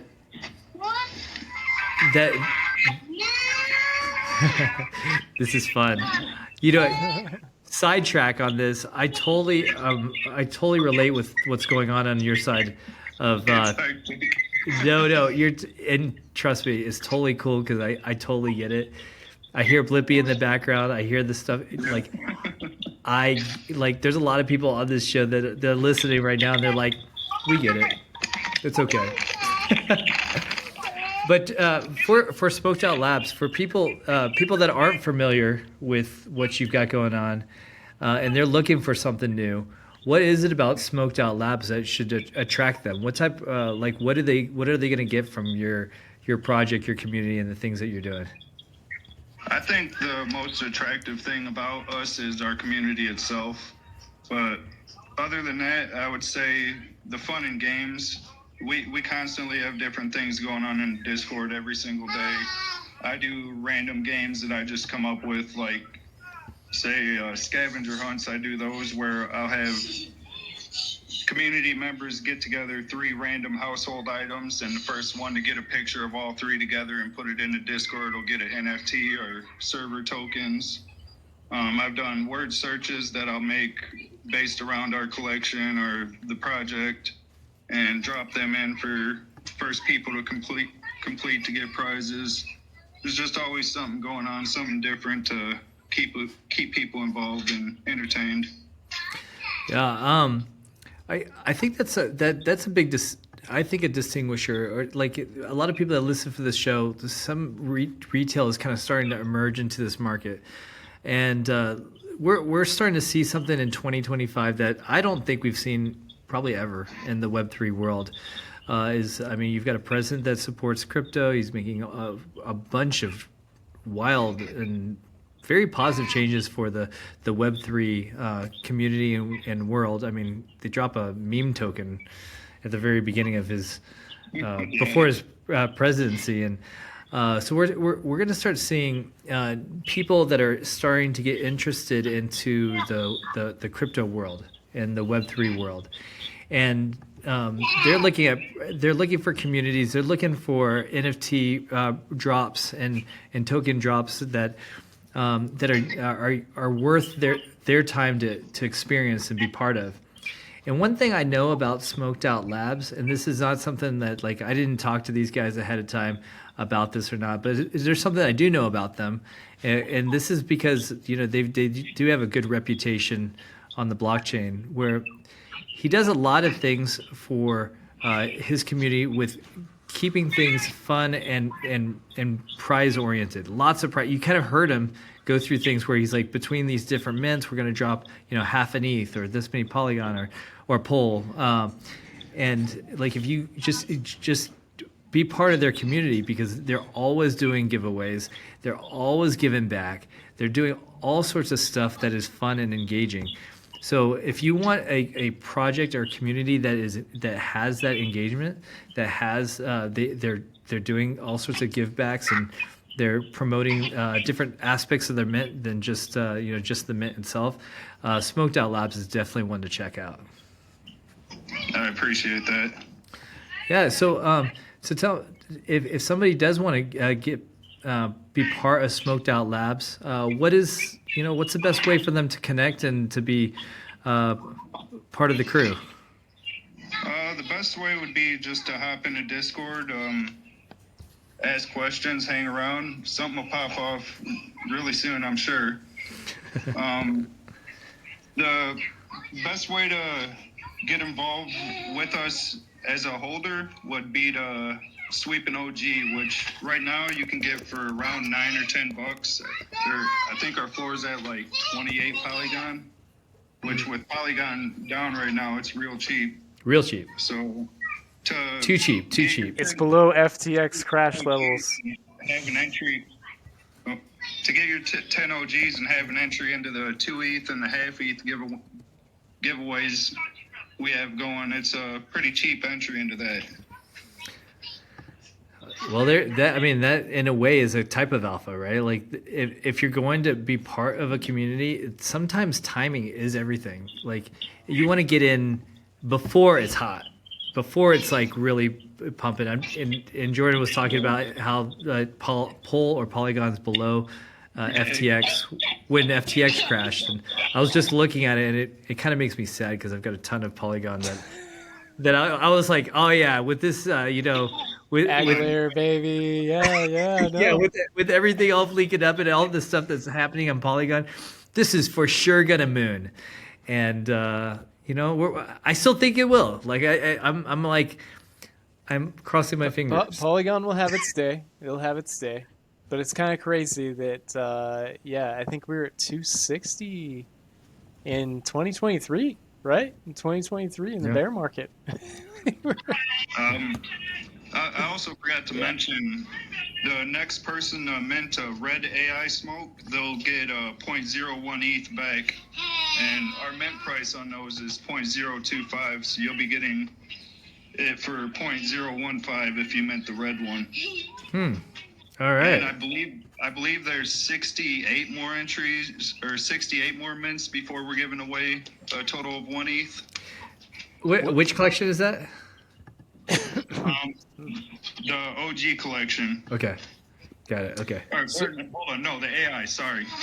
So I'm absolute nerd when it comes to AI. What process did you use to make those? It's kind of hard to explain, but we took 1,000 of the OGs and you kind of blur the image, and it creates background noise for the AI to pick up on your prompts, and then it fills in the blanks pretty much. Oh, that's creative. I like that. Yeah, that's pretty cool. Did you use Midjourney or which LLM? I can't remember what was used for the AIs. Midjourney was used for the OGs, though. Oh, okay. Yeah, it's really cool. Like I'm scoping it out right now. We've got it. Yeah, if you zoom in on the AIs, there's all types of pictures within the picture. It's real intricate. It's wild because once upon a time we used to use artists, and this guy and everything. This would have all been hand drawn and painted or made up, and it would have taken ages for each individual one. So that's really cool. So I appreciate you showing up for the show today and showing us what you have cooking.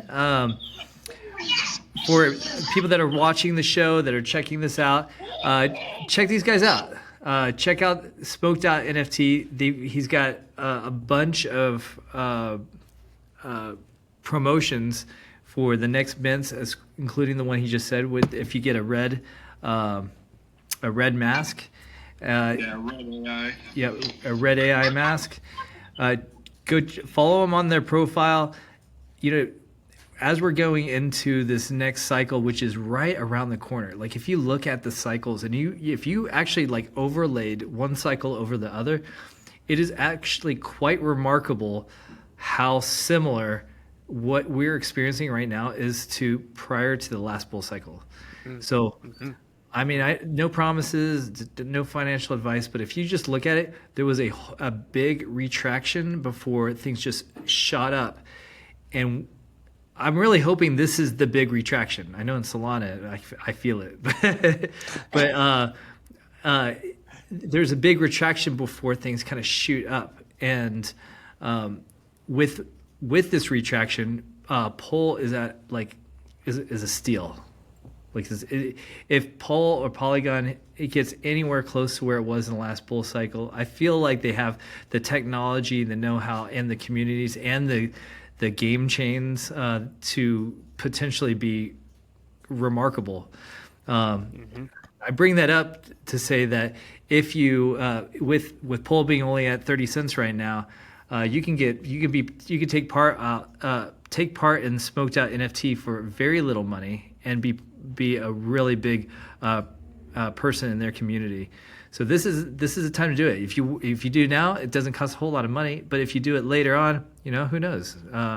With Pol and the aggregated layer and all the things that they have developed, you don't want to wait until things fully pop off. So hey, thanks so much for being part of our show today. We'll connect in the back channels because I think there's some things that we're going to be doing that I'd also love to have you guys on our marketplace too. So. Thanks for showing up. All right. Yeah, thank you for having us. Right on. So now we're going to kind of have both Jordan and the creators, and we'll just have like a bit of a collaborative conversation here. We've got the creators here. Who do we have? Hey, how you doing? It's Ryan here. Ryan Katie, or Katie. Right on. Hey Ryan, how you doing? Pretty good. Thanks for having me on. I really appreciate it. I've been listening in and having a great time. Yeah, I'm over here just kind of hanging out with Jordan on the live stream. We've got some different sites that we're pulling up, getting rugged in the very beginning. Starting things appropriapely with a little ruggedness. But today we've been really blessed with some really great projects ranging from a female run operation, the Bay Apes. We've got some tech. We got Meet With. We had the Smoked Out NFTs. We had just a lot of kind of good and fun Solana projects. Heroes that are Solana heroes saving NFTs, saving us from our dead NFTs. Yep. Yeah. One rug at a time. And also making money from their villain NFTs, and if you hold both, you can be part of their third collection. Now we get to move on to some really kind of some other types of cool stuff. We've got we have the creators here, and we've got Jordan. Jordan, tell me about what all you guys have cooking. Yeah, I mean, I'll let Ryan go here soon, but I'll just tell a little quick story of how I met Ryan, and Ryan has extensive experience in running several different communities, NFTs, doing metaverse events, metaverse activations, but we were putting together with Farcast, we were putting together ClankerCon because we were like, hey, let's let's do what we did with Polygon, where we did the Polycon event, right? Bring a ton of people together, because metaverse events are so great to, you know, you don't have to pay for a plane ticket. You don't have to pay for, you know, lodging. Like, anyone can come from all around the world, and for, you know, way less cost than having to travel across the world, right? And right now, we felt that it was even more important, because we need to highlight the builders. We need to highlight the innovators. We need to highlight the creators. We need to highlight the people that are grinding day in and day out, that are just, you know, that got massively extracted within these you know, different, I guess you could call black swan moments, you know, in crypto. And which kind of, you know, kicked off with the Trump coin, right? And then it just kind of went down from there. And so, you know, which I mean, it's kind of crazy how fast things move in this industry. Literally 7 weeks ago, you know, I'm looking at my portfolio and I'm like, yeah, we're doing good. Like, we're doing real good. And then, you know, I'm looking at it like today and I'm like, what the heck happened? You know, what happened? Like, the holder, the holder, you know, like, culture, like, just died all of a sudden. And we need to bring that back, and we need to bring back based vibes. And so I met Ryan because I was telling him about what we wanted to do with ClankerCon and bringing the Clanker ecosystem, because real quick, Clanker is, it's a token bot on Warpcast where you can launch, you know, any meme coin. You just, you know, talk to Clanker and tell them, like, hey, I want this ticker, I want this image, and then you can launch it. And literally it costs you nothing, right? It costs you nothing to launch it, because it launches on single-sided LP. So it launches single-side. I mean, these Clanker tokens, they can absolutely explode. I think there's been, correct me if I'm wrong, Ryan, I think there's been about 30,000 launches now off of Clanker. And Clanker itself, right? It was, how many is it now? I thought it was closer to 90,000 at least. Oh my goodness gracious, man! I'm way behind on the metrics then. If that's the case, but the thing is, this particular platform has just amplified so many different communities and allowed creators, you know, to express themselves and create, you know, create projects basically like out of thin air. And also, one of the greatest parts about Clanker is that you get fees. So, you know, on the LP. So that's how they make money, and that's how you make money. So now it's 40% of all the fees are going back to the whoever creates it, right? 40% goes to, or 20% goes to the Clanker eco, 40% goes to the whichever platform, because they're integrating with different platforms for launching Clankers right now. But this, I'm telling you, I mean, it's still just getting started, and through this whole entire process since November of launching Clanker, they have been able to get, let's see, I think it's about 18 million in fees. 18 million in fees just from people launching, you know, different Clanker tokens. And the cool thing is that legit businesses, legit projects are launching Clankers, and they're using it as their monetization model to, you know, build their you know, their eco, right?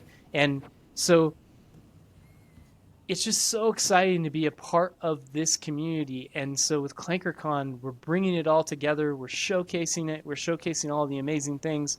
We're doing storytelling. We're doing gamification. I mean, you got virtual avatars and all these different Easter eggs and you know, different ways that we're in. I'll drop some alpha here because we actually haven't said the dates of when ClankerCon is going to be. It'll be the April 18th, 19th, and 20th. So that's when ClankerCon will be going in the metaverse. There'll be showcases, panels, AMAs, giveaways. With Polycon 2023, we had over $500,000 in giveaways. We are trying to absolutely just We're absolutely trying to trump what we did before. And it's just been amazing working with the creators team and Ryan's team. And there's so much more to what we're doing there, but I'll let Ryan take it away.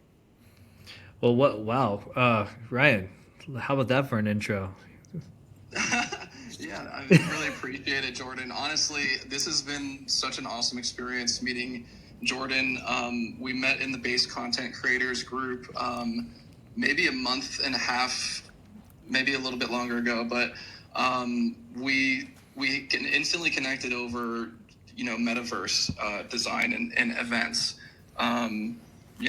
We were talking about, looking for folks for our platform actually to see if there's any Unity devs out there, because we're kind of, bootstrapping and making our platform at the time. And we just kind of ran into Jordan through a mutual connection. And yeah, it just kind of went from there. Like, definitely so bullish on the Clanker eco now that I've been introduced to it. I think Jordan was like the one who really Clanker pilled me. I like the Clank-isms that you guys are using. The clankers. Clank, baby. Yeah. Clank. Let's go. Yeah. Yeah, it definitely lends itself to Clankisms for sure. I like that. That's a good branding. That's the branding, and the branding artist in me is like, yes, that's a good branding. So yeah, like absolutely. After I saw like what's possible on the Clanker ecosystem, and we've been really tossing around this idea of the creators for a very long time. I bought the domain back in 2012. It was launched as a Web2 creative agency. We did, branding, websites, apps, products, all sorts of, marketing and campaigns for various different, small to medium-sized businesses from 2012 until I'd say like 2019. And then it was right around that time that, everything was happening with GameStop. So it's Wall Street Bets was happening, like, Tesla was happening. I was kind of getting into trading, and it was January 2021 that, if you go back on our timeline, that we made our first post from the Creators LLC as kind of a little nod to what's happening there. And actually, what's interesting about that is that I just happened to spur of the moment launch our Clanker token without telling any of our team or anybody that I was about to do it, because I was just like, I just feel like tonight's the night.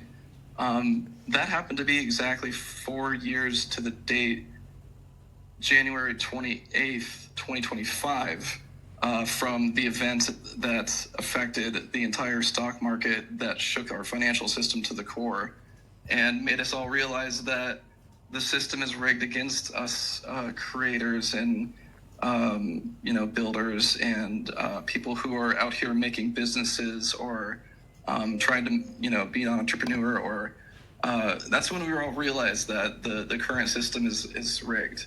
Was January 28th of 2021. And it's just interesting. It's just a weird coincidence that we just happened to launch our token exactly 4 years to the date after that, because it's really been 4 years in the making since my time at GameStop NFT as their head of community and education. I onboarded, hundreds of thousands of apes to Web3 and crypto for the first time to buy their first NFT from cash. And in doing so, I learned a lot about what am I trying to say? What a large corporation that has a footprint in America is constrained by, and what community action is really needed to make Web3 happen in the vision that we really have, like the Ready Player One kind of vision. So really what I kind of got out of my time there was that we need to have a creator platform. It needs to be decentralized. It needs to be open source. and it needs to be not owned by one particular brand or organization. It needs to be of the people, by the people. And I don't think that sort of thing exists. And since that time, we've been trying to build towards that, first with metaverse events and building out the ability for anyone to publish their own games. That's something that's been in the works for a while, but when I met Jordan, I think everything kind of fell together. It was right around the time that we were about to start doing ClankerCon. He invited us in to be designers and to help make storytelling kind of a more creative experience of storytelling in ClankerCon, in the environment itself. And so that's really where we are now, is that, we've been building this new Web3 creative platform, for the last 4 years. And I'll just break to, if you guys have any questions on where we are right now. Yeah. Well, there's you got a lot of depth there. Yes. And I mean, if you're saying if you even mention the words GameStop NFT, you just aged yourself in the Web3 space. So, yeah, say how long you've been in the Web3 space without saying how long you've been in the Web3 space, right? But for you to be able to identify kind of the need in the market with the making it a decentralized, operated by the people type of platform. How do you guys plan on executing on what you figured out, what you thought of as the main problem? So really what we see as the main problem and how we're executing on it is, growing this kind of network of creators and collective that supports each other and is able to kind of publish to the collective's platform, something that's owned by the collective of creators.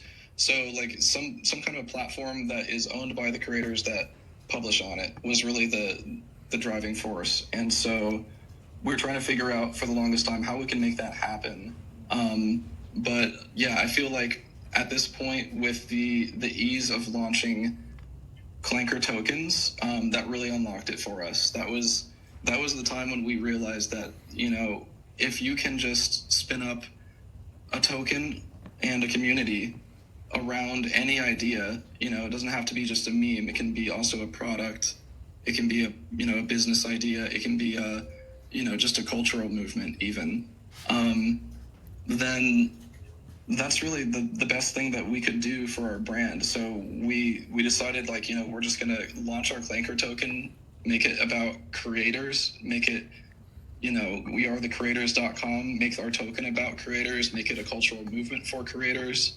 And then within the creator ecosystem now, thinking about how we can, as a Clanker partner and, ecosystem partner, allow creators to clank their own creations. So, any kind of, art, events, immersive experiences, festivals, concerts, games, merch, products, all of these different things should be able to instantly be spun up with a community, a token, and, a treasury, and, all sorts of ways for the community to engage and to push that idea forward with the creator who has that idea. And that's really the basis that it really tied everything together for us. We were searching for this method, and we were looking, how in the market can we do this in a decentralized way? And we really do think that we've landed on gold here with the Clanker ecosystem. I think everybody, who discovers this ecosystem and really sees the power behind it, it's definitely something to behold when you clank your first token and you see instantly, within literal seconds, people are already believing in your project. and then coming to ask questions later about, hey, so what's the plan? What's the website?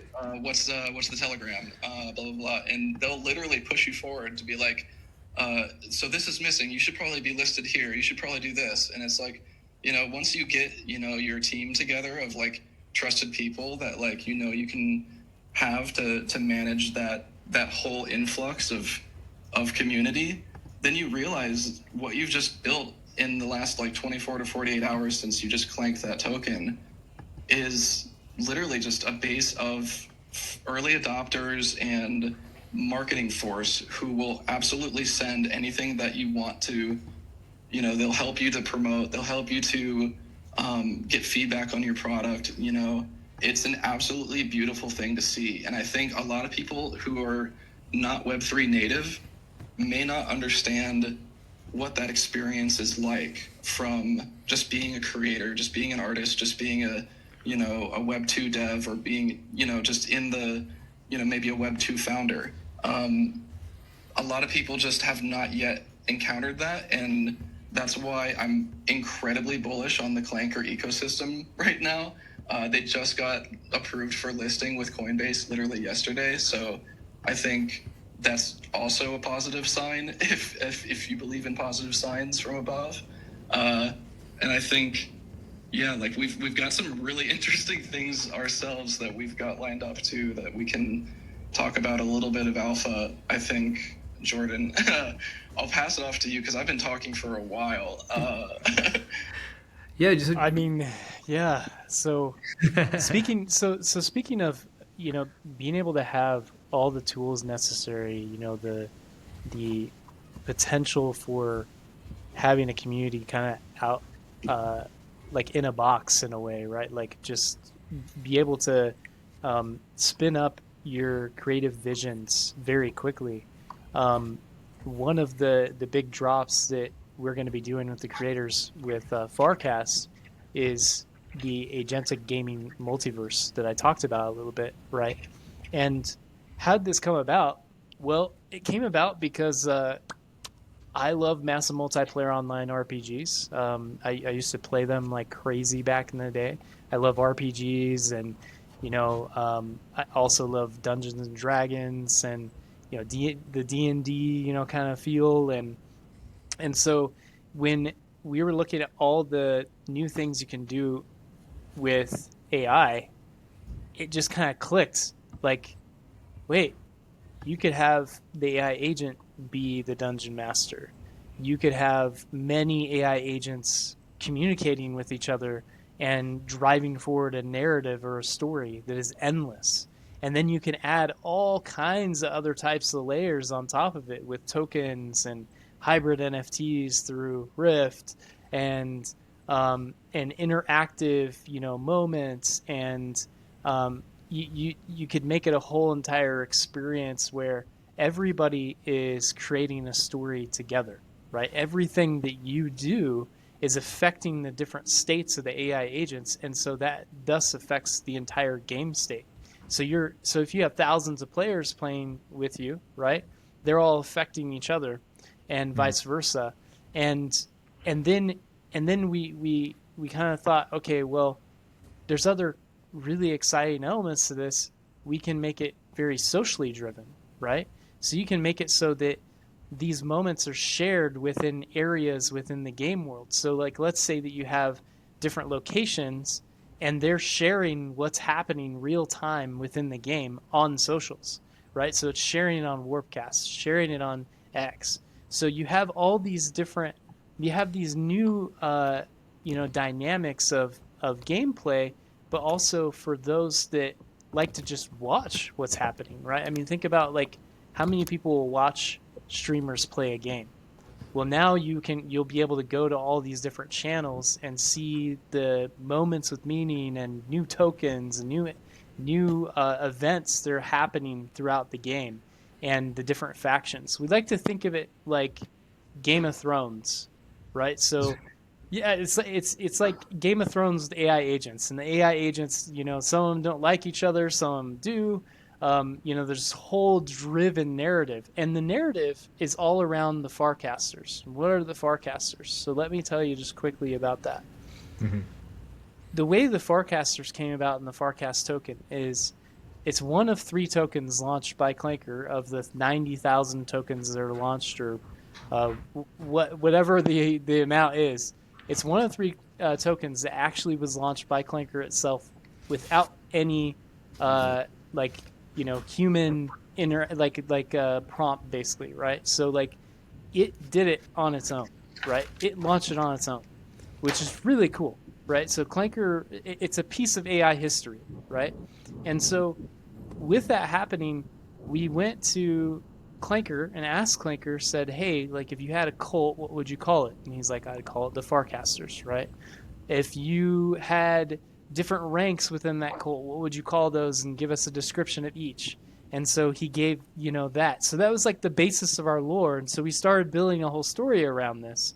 And that's what the AGM is based off of. So this whole story about freeing Clanker AI, all the different factions that are involved, different tokens, different communities. They all have maybe they have their own cities or towns or nations. I mean, there's just so much you can do with it. It's kind of unreal, right? And so it's really awesome. Yeah. And let me just jump in too, because this is when we were getting together and talking, and just catching up on what I've done, what Jordan's done, and just getting into the agentic gaming metaverse of what Farcast has been working on. It's such an amazing product that you'd be able to basically make a little mini experience with an AI agent. You can tell a little story. You can unlock alpha. You can unlock prizes or things at the end. Mm-hmm. And I think there's so many interesting ways to do it because it's fully controlled by the prompting and by how you create your characters. So it's essentially just like a plug and play, almost like a game console that you guys have made, where you've already made the structure, and now just you can have creators come in and make their own versions of this kind of template that you've given, and you can continue to make more templates to let people see what the possibilities are. Exactly, because once we have the foundational layers of the AGM for this particular showcase or case study, right, with the Farcasters, we can add any creators could be able to add their stories, right? And then have their communities build the story and narrative together and create products off of that, create media. One thing that we have with the Farcasters is we have our main character. Her name is Mira, and she's an AI agent. And but in the story, she's one of the lowest ranked. She actually is the lowest ranked within the Farcasters. But in our story, she gets a special connection to Clanker, and so Clanker can actually send whispers to her, right? So she can get information, right? That and there's going to be some conflict and drama with some of the higher ranks going what the heck's going on here? Why is Clanker talking to this lowbie, right? I've been paying my dues. I made it all the way up in the ranks of the Farcasters, right? So we have all these different elements in there, and we're thinking that as the players are building the story, we'll actually have novels that will be coming out, right? We can actually build entire book series from everyone playing the game, and so if you can give access to a wellspring of creative energy, right, around tens of thousands, maybe even hundreds of thousands of players, you can do remarkable things that we haven't seen before, and so that's a big part of what we're doing. Another thing that kind of like what Ryan was saying, we've opened up some pretty wild utilities with this. You're going to be able to play this game with your friends and family. You'll be able to put it up on the TV, and you'll be able to voice activated play the game with your friends and family, right? Just to take a step back, I mean, first off, my mind's blown. My head's going in a lot of different directions and thought processes, from building out, AI agents and narratives, and building it into storylines and brands, and and building that into a kind of a collaborative space. But where is all this stuff happening? Like where like let's say you are a creator. Let's say you are somebody that's like, man, this is really cool stuff, and they want to infuse their idea, the brand, their thoughts. They want to create that, Clanker token and be part of this vision. Like, is that something that exists right now, or is that something that's coming soon? It's coming soon, and a lot of so every brick is being laid, and a big brick is the creators, right? The creators is a big brick. Rift is a big brick. You hear that, Ryan? You're a brick. That's right. Yeah. Yeah, brick. Yeah. Rift is a brick, right? That's being laid down. And then, the IP of the Farcasters, the story that's being told, the different emotionally driven, attachments, the utilities, it's a fully fleshed IP that is going to be a case study for many other IPs to look at and go, okay, we can kind of take this template and we can create something really remarkable out of, something really magical out of what we want to do. And so we will have that available. But first and foremost is making sure that we have the systems ready. And I'll say this. We're incredibly blessed because on our team we have an absolute gigabrain and just a gaming guru that's been in the gaming industry for 34 years. And he was on the Gamescom board of directors for 10 years. And he's done AI and VR and AR and everything. And he's the main architect. And I'm telling you, the guy, he sends me updates just about every day, and my mind is blown, like, with more and more things that he comes up with. Bring up so we just did an update yesterday. Bring up one of the updates. Go to Based Farcast. Just click on it right there. And then go to this Agentic Gaming Multiverse update. And go down a little bit. Go down. Keep going down. Scroll down. Go to that video right there. Okay. That video right there. So it plays more.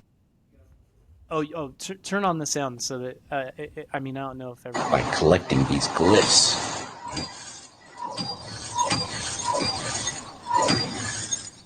Okay, looks like we got 3 of a kind. To open up loot boxes, but also to craft loot boxes using Rift technology. So you can craft it with different tokens, so we got a full different house. NFTs. You can sell it on the secondary market. So we're gamifying loot box creation through the game. Again. This is one of our technologies that we're building out.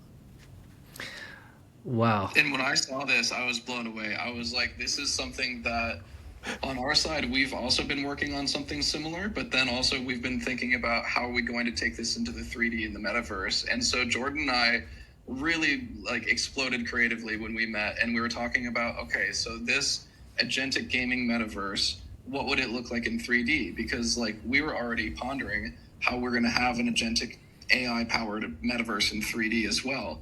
So it's essentially, supercharging, all of our teams, because we've already kind of been working on the same tech, if you really think about it.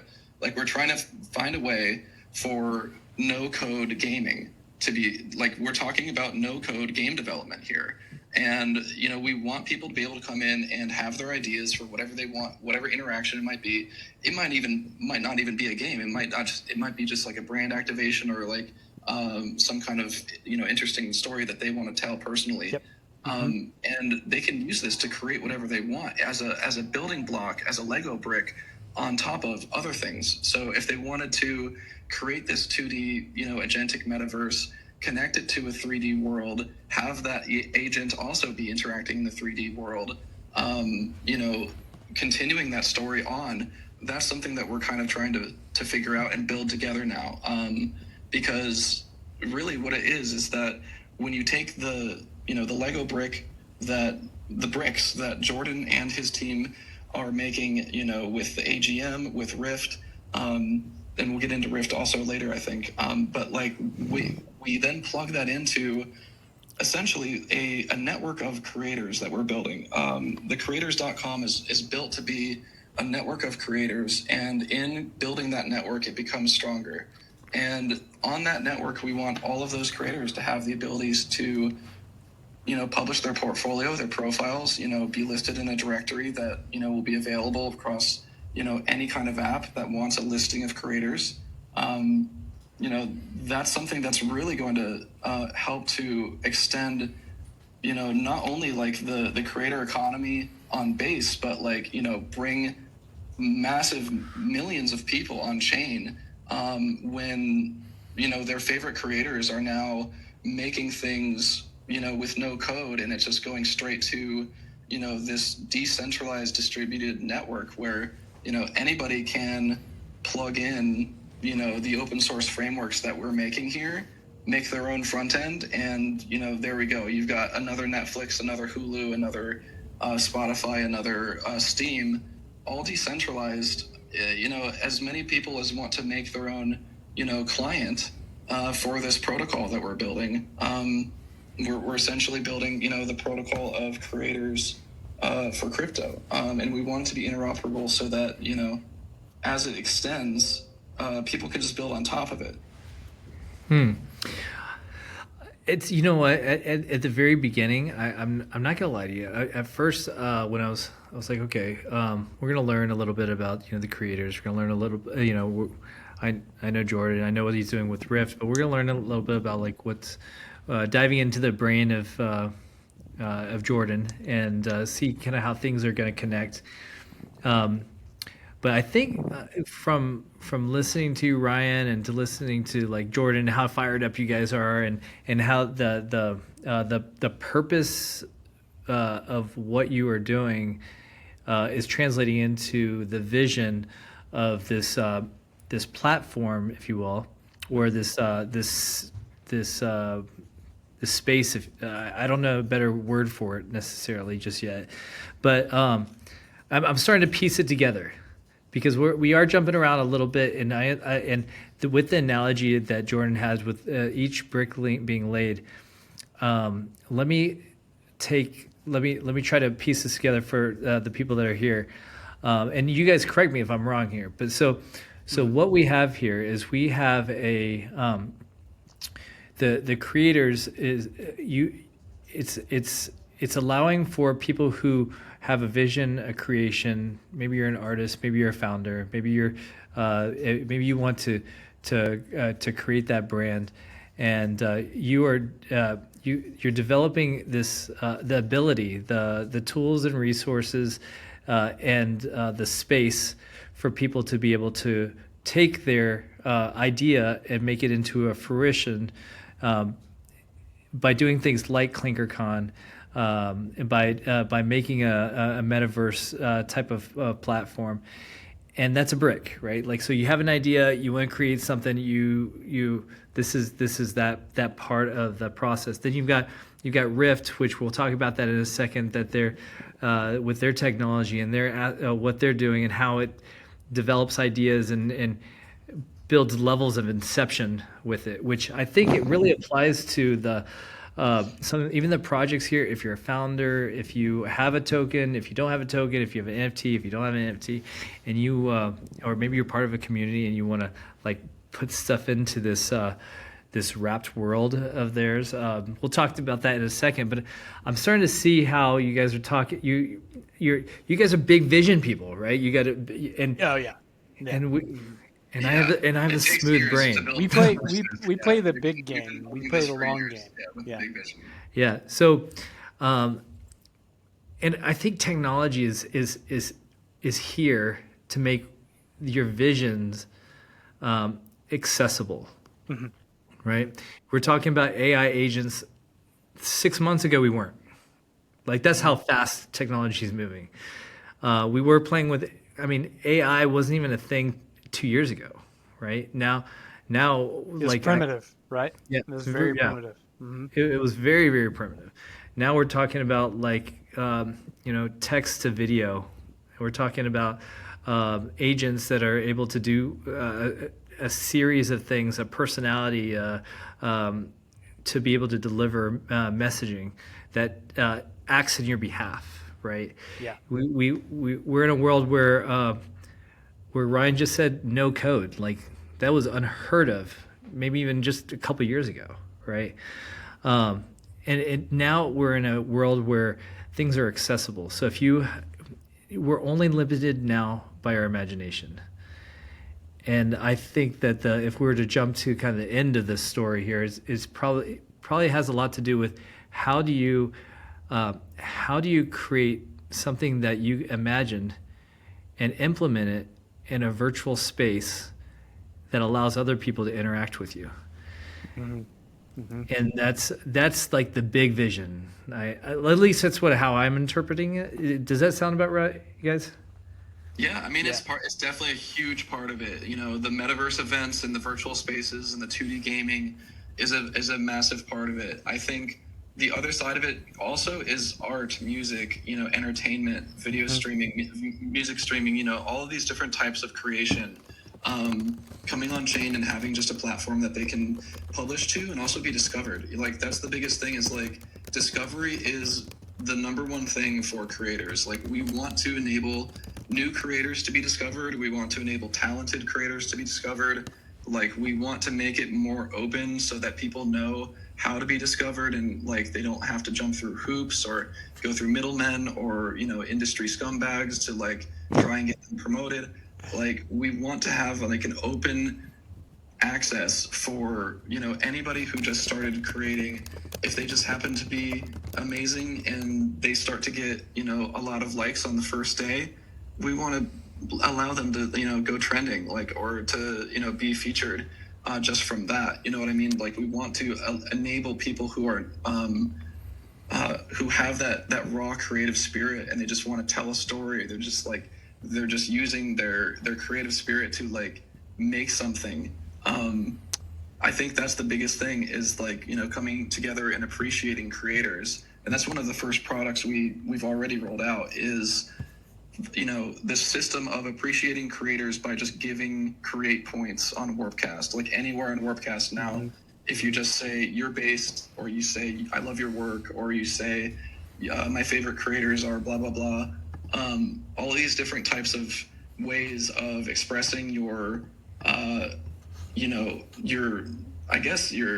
vision or like that you've seen you're giving attention to these creators and you're expressing that. Even just an eyeball emoji and a blue heart, it shows that you see them, you see that they're creating, you see that they're based, you see that they deserve recognition. And they get points on a leaderboard for that, and that's going to be integrated into this big creator directory too.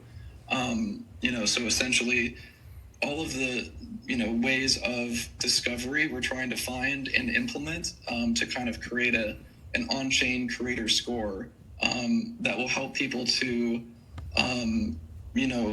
show what they're capable of. Really, like through verified attestations, through client recommendations. Their past projects, their on-chain sales, all these things contribute to, what really like the output of your creative spirit and like what you're able to do.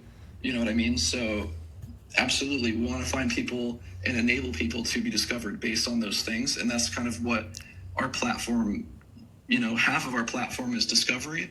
The other half is creation. So you'll see, you get on there the first time, you'll see various different things. ClankerCon is going to be one of the first things that you'll be able to discover. And actually, we just dropped our video just now during the spaces of ClankerCon 2025's, first real announcement. We're announcing the dates, April 18th to 20th. And then we're also opening up our Telegram channel and the ticket wait list and sponsor intake, the whole 9 yards. So one of our first sponsors we wanted to just like highlight was Minivan, just because they really were an inspirational story and still are an inspirational story on Clanker. I don't know if you've heard this, but hardworking guy, just clanking tokens, like just doing the daily clank grind. Stay at home dad. Yep. He's now afforded a minivan. He's got a minivan for his family because of it, and he's made it. That's his dream. And that's all of our dreams now. It's become all of our dreams to get a minivan by clanking tokens. And so let's go. Yes, minivans, not Lambos, guys. How things change. Libra happens. Next thing you know, everybody's going minivans instead of Lambos. Absolutely. No, that's great, Ryan. Thank you. So thanks for being here, and I could definitely see the strong bond you have even with Jordan here. But Jordan, we're going to run out of time, and I really want you to have some time to talk about Rift and how that all connects together with the creators, with this big vision, and you are about to launch something very large. So very, very disruptive, I should say, right? Yeah, 100%. So, yeah, let's dive into it. Let's go. So excited. Rift is it's a platform, and it's a place where you can create new dimensions of value. And the way that we do this is mainly through a hybrid NFT protocol that we developed about 9 months ago, actually. So we developed it when, kind of the hype of 404 was happening. We were looking at 404 as something that we were going to use for a project. We saw that there were some shortcomings to 404. My dev and CTO of Rift, he came to me and he's like, I don't know if we want to use 404. Like, potentially there are other things that we could do that could, really transform the way that you use these hybrid assets. And at first we were looking at it more from the point of view of like, this is so cool because, NFTs, so many NFTs are dead. This is NFT 2.0. We'll have liquid NFTs, right? That was the first thing that we were thinking. We're like, okay, liquid NFTs are cool. And that's what other people were bidding on across the market. And unfortunately, what happened is that everyone missed the plot. Everyone missed the plot of the true power of what hybrid NFT collateralization can do. What it can do is it can compose liquidity. It can fractionalize, assets and create new financial assets, right? So you can take a token and you can amplify it through hybrids by creating a whole nother product that has a revenue channel. And then you can take that particular NFT and then you can fractionalize it and then turn it into other types of assets, like through ERC20. You can ETF, you can make an ETF out of it permissionlessly. You can do indexes through hybrid NFTs. You can highly gamify all these things, these different touch points, because every single asset that's being collateralized and moved into a hybrid, right, can be moved in many different ways and directions, and then used to create new gamification layers, right, every single step of the way. So when we started going down the rabbit hole of what really was possible with the assets amplified through hybrid NFTs, it was just mind-blowing to us. And over the last 9 months, as we've continually been working on this and adding other products as well, because I'm going to drop some alpha here because it's the Alpha Share show, right? So we got heavily involved in looking at, okay, so how can we use AI, right? How can we use AI? How can we use agentic, experiences? And so one of the products that we're going to be releasing after our V1 is you're going to be able to take any of these hybrid NFTs or any NFT and turn it into fully agentic AI, agents that not only are just chatbots, but they can do all kinds of other stuff based off of metadata, based off of the communities, creating micro communities, and then reinforcing the value of those NFTs or those tokens, right?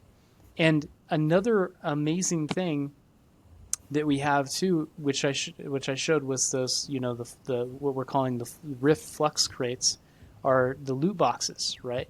And that's how you can take any asset, turn it into, you can take like your dust, right? And you can turn it into new value, right? So you can put it into a loot box. You can have all kinds of different ways that you incentivize, people to engage with that loot box or buy that loot box, or, projects can come in, games can come in, different communities. I mean, there's just so much that you can do with that. It's pretty unreal. And then I would say one of the most core and the biggest disruption that this is going to do off the bat when we launch is that you're going to be able to compose liquidity outside of existing liquidity pools. What does that mean? That means you can take the tokens and you can put them into a hybrid NFT. They can be traded on Magic Eden, OpenSea, all these other NFT platforms, but it's not affecting the actual liquidity pool. So we have a big problem right now with liquidity, and especially with people that don't want to hold tokens. And if they want to get out of their position, they want to do it permissionlessly, we want to change the culture to where you trade it through a hybrid instead. Like, don't affect the chart by getting out of a large position. Get out of a large position through hybrid NFTs, right?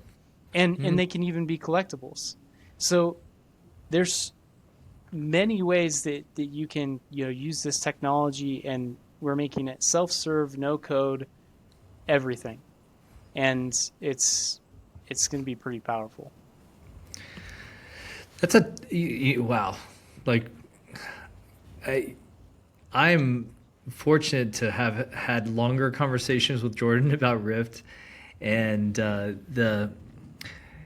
if I was to kind of boil down and kind of like really make it super easy to digest, how I would say it's.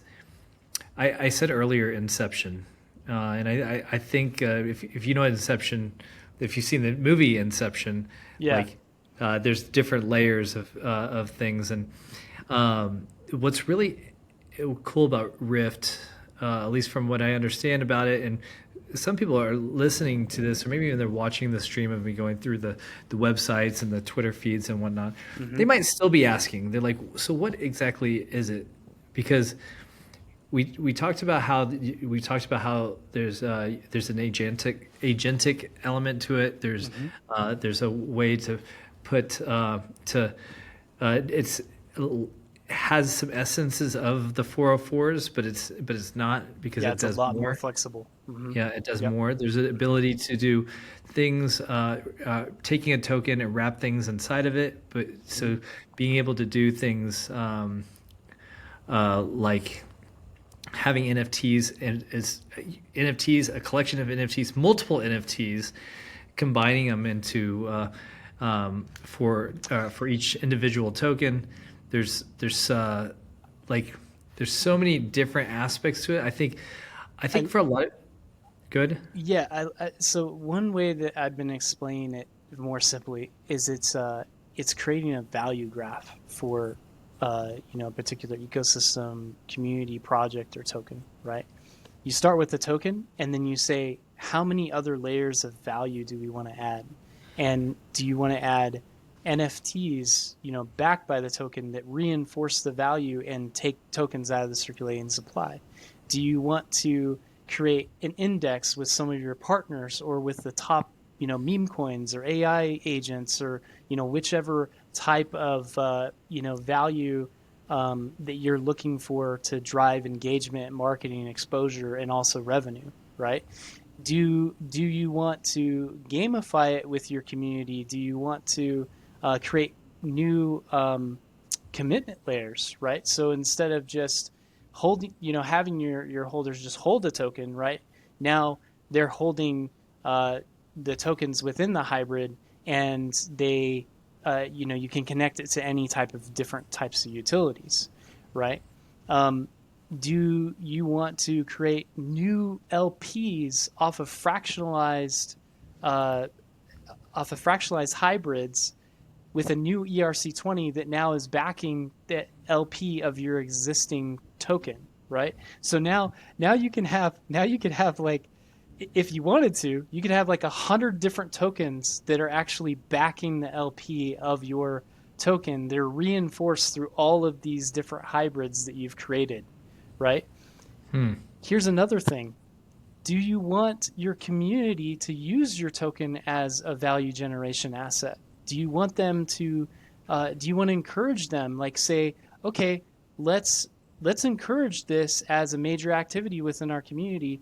We'll teach you how to create hybrid NFTs. We'll teach you how to, the community will rally behind this, and maybe we get 20 or 30% of the circulating supply in hybrids. And now they're being traded because they're really cool PFPs, and, they're gaming assets, and, they're funny moments within the community that everyone's like, it could be the minivan hybrid NFTs, a bunch of different minivans, and, people are like, cool, I got like one of these from Darko because, now we have these, different things. So it's a value graph, and it gets even crazier because it's not just tokens, it's NFTs, it's RWAs, it's gold and silver. It's a protocol that can create new financial asset classes to infinitum.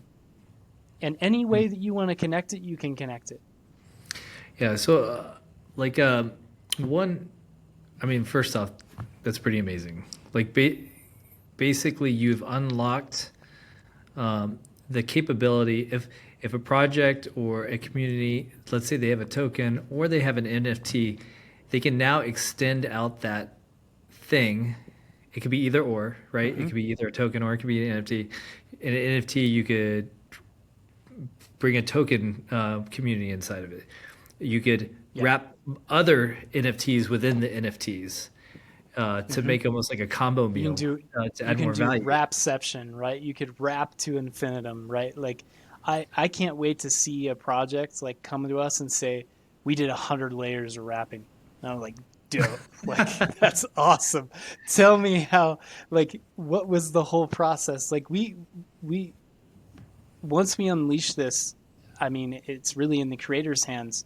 It's like you said, right? It's the limit of what the imagination can do. I was meeting with a really well-known guy, investor and everything like that. And I was showing him what we were doing. And he told me, he goes, I don't think you know what you have or what you're building here. Like, you are building the technology that allows for the same types of things that happened in the bonds markets in the 1970s and 1980s in the United States that made it so that bonds were super attractive. They had all kinds of different financial assets that were being put in. Now, of course, we know what ends up happening later on when crap gets thrown in, right? And you get the subprime loans and all the different stuff that happened for the crash of 2008, right? But this technology that we're building literally enables, that type of moment within Web3 for good or for good or bad, right? Yeah. Doesn't it also protect against that because there's transparency into what's bundled into there? That's true. So there is transparency that is bundled in. So that is a true element. And so we know there will be protocols that will try to copy us, right? And they'll do something that doesn't have that transparency. And that's where, those types of moments will happen. But we can't limit that, right? But what we want to do is make sure that creators all around the globe have access to this. And it's not just Web3, it's Web2. Because think about this. Artists that are just brand new, they're just getting started in this space. If they don't want to use any type of like speculative asset, right? They can use USDC as their collateralization asset, right? And so now it has a fixed price. It never moves, right? It's always going to be the same price. They can build with the community. They can, add different, value propositions. And that's the other thing with our platform is it's called rapidly yielding future technologies for a reason, because we're just going to constantly be pushing the envelope, getting on that bleeding edge and trying to create even more tools for creators to be able to use to create new levels of value, because it is like that inception, right? And I know it's going to take a lot of education, because what I'm seeing in my mind and I'm trying to explain, I've been working on this for 9 months, right? So I have the whole map in my brain, and I can see all the connection points. And so now we get to go out there and really help creators and builders, gamers, projects, communities use this technology and use it for just all kinds of myriads of things that they didn't even think was possible. Yeah, I think just having a show just about Rifts and its capabilities. First off, it's not a show. You'd have to have a mini series. I think each episode would be, how can you do this? Because I think I've founded many projects before, a series of tokens, definitely some NFT projects. There comes a point, and there's a problem that exists on the founder side of things. You can always come up with a new collection, right? You can have the next collection, but eventually you'll start having a challenge where one collection stops being as useful as the next one, or maybe maybe it's the value of the collections are different. And one thing I think is really really nice about this platform is, let's say you're an NFT project and you're like, hey, I want to launch a token. You can actually have it within the NFT.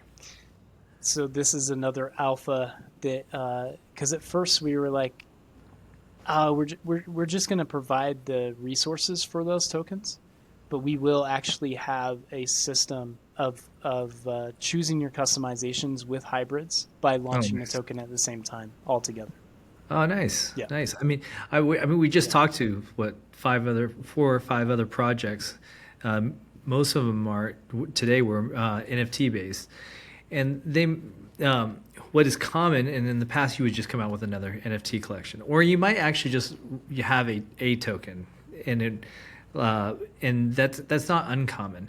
Yeah. But one thing that's interesting here is that you can extend out your community, and do stuff and create value within that NFT, right? Within that, when you open up the Rift, if you will. Yes. But then on the other side of things is I know a lot of legit meme tokens, right? They're out there. They've got communities of people who doing a lot of very creative, really funny stuff. But sometimes it's hard to create more value within that token. And what sometimes they'll do is they'll come out with an NFT. Well, then you're constrained. Then you're fractionalizing your liquidity, right? Right. So that's we've talked to quite a few teams and some big meme teams too, and showed them what we can do, and they were just like, "Where have you guys been?" Because it reinforces the value of the assets that already exist, right? You're adding to the liquidity. You're adding to the value. You're not saying, okay, let's create a product that's not really connected as well, to this, and we're asking you to pay more for this particular thing, right? You're saying, okay. Oh, and then the other part of that is that you can create tax events on every collateralization to wrap in and out. So now you have another revenue source. So if you're a big meme coin that has literally no tax, which is the majority of them, right? You can do some pretty awesome things, with a new revenue source. And then the one of the other parts that I think is just so powerful is how fast you can create supply shock events. I mean, we did a test with a project that I'm actually one of the co-founders of, so it made sense that we did the test on it, right? But we did it with Sand Pepe on Polygon, and I think it was within 3 hours, 20% of the supply was wrapped in hybrid NFTs. That's a lot of a supply in 3 hours, right? And there was a little small tax, that was going in, and so we took that tax in SPepe itself and the Sand Pepe. But we added utility to that particular hybrid. Like that hybrid had, special utility with some DeFi products, we were developing, and so people were more than excited to use their Sand Pepe they already hold, right? They're already holding it. Might as well create another value proposition using that token through that asset, and now you have other value layers added, right? So so cool. It's and really, when you think about it, it's actually simple. It's simple, but the thing is, we've gotten so stuck in just following the same pattern: launch token, launch regular NFT, right? Like, we've gotten in that same pattern. Everything is about to change once we launch this. There are other projects that are working on dynamic hybrid and token backed assets. There are other projects out there that are doing it, but there's not that many. The vast majority of your hybrid hyped projects last year are all dead. Even the head one, Pandora, they were the head 404, completely dead. Mm-hmm. Yeah, it really does unlock things, and I think in a big way. And we're gonna have to close up here. We're a bit over, but I wanted to make sure that we had some time for the creators and Jordan, for you've been hanging out with us for the whole show, and we're talking about we're for people that are at the tail end of this. We're talking about Rift, and we're talking about the technology that it unlocks, and the capabilities, the imagination that it unlocks. And really, there's so much that sometimes your brain will just melt, just trying to think of like what can be done. The reality is anything can be done. Yeah, that actually is reality. We haven't met a team that has asked us like, hey, how can we like. We've always found a way of using the technology. Always. It's crazy. So when does Rift launch? That's a great question. We are definitely, so the MVP is completely done and it's on testnet right now. So it's on testnet. MVP is, it's ready to go. We are just it's not necessarily that we're not like waiting on different market conditions or anything like that. We're just making sure that we have everything in place to have a successful launch.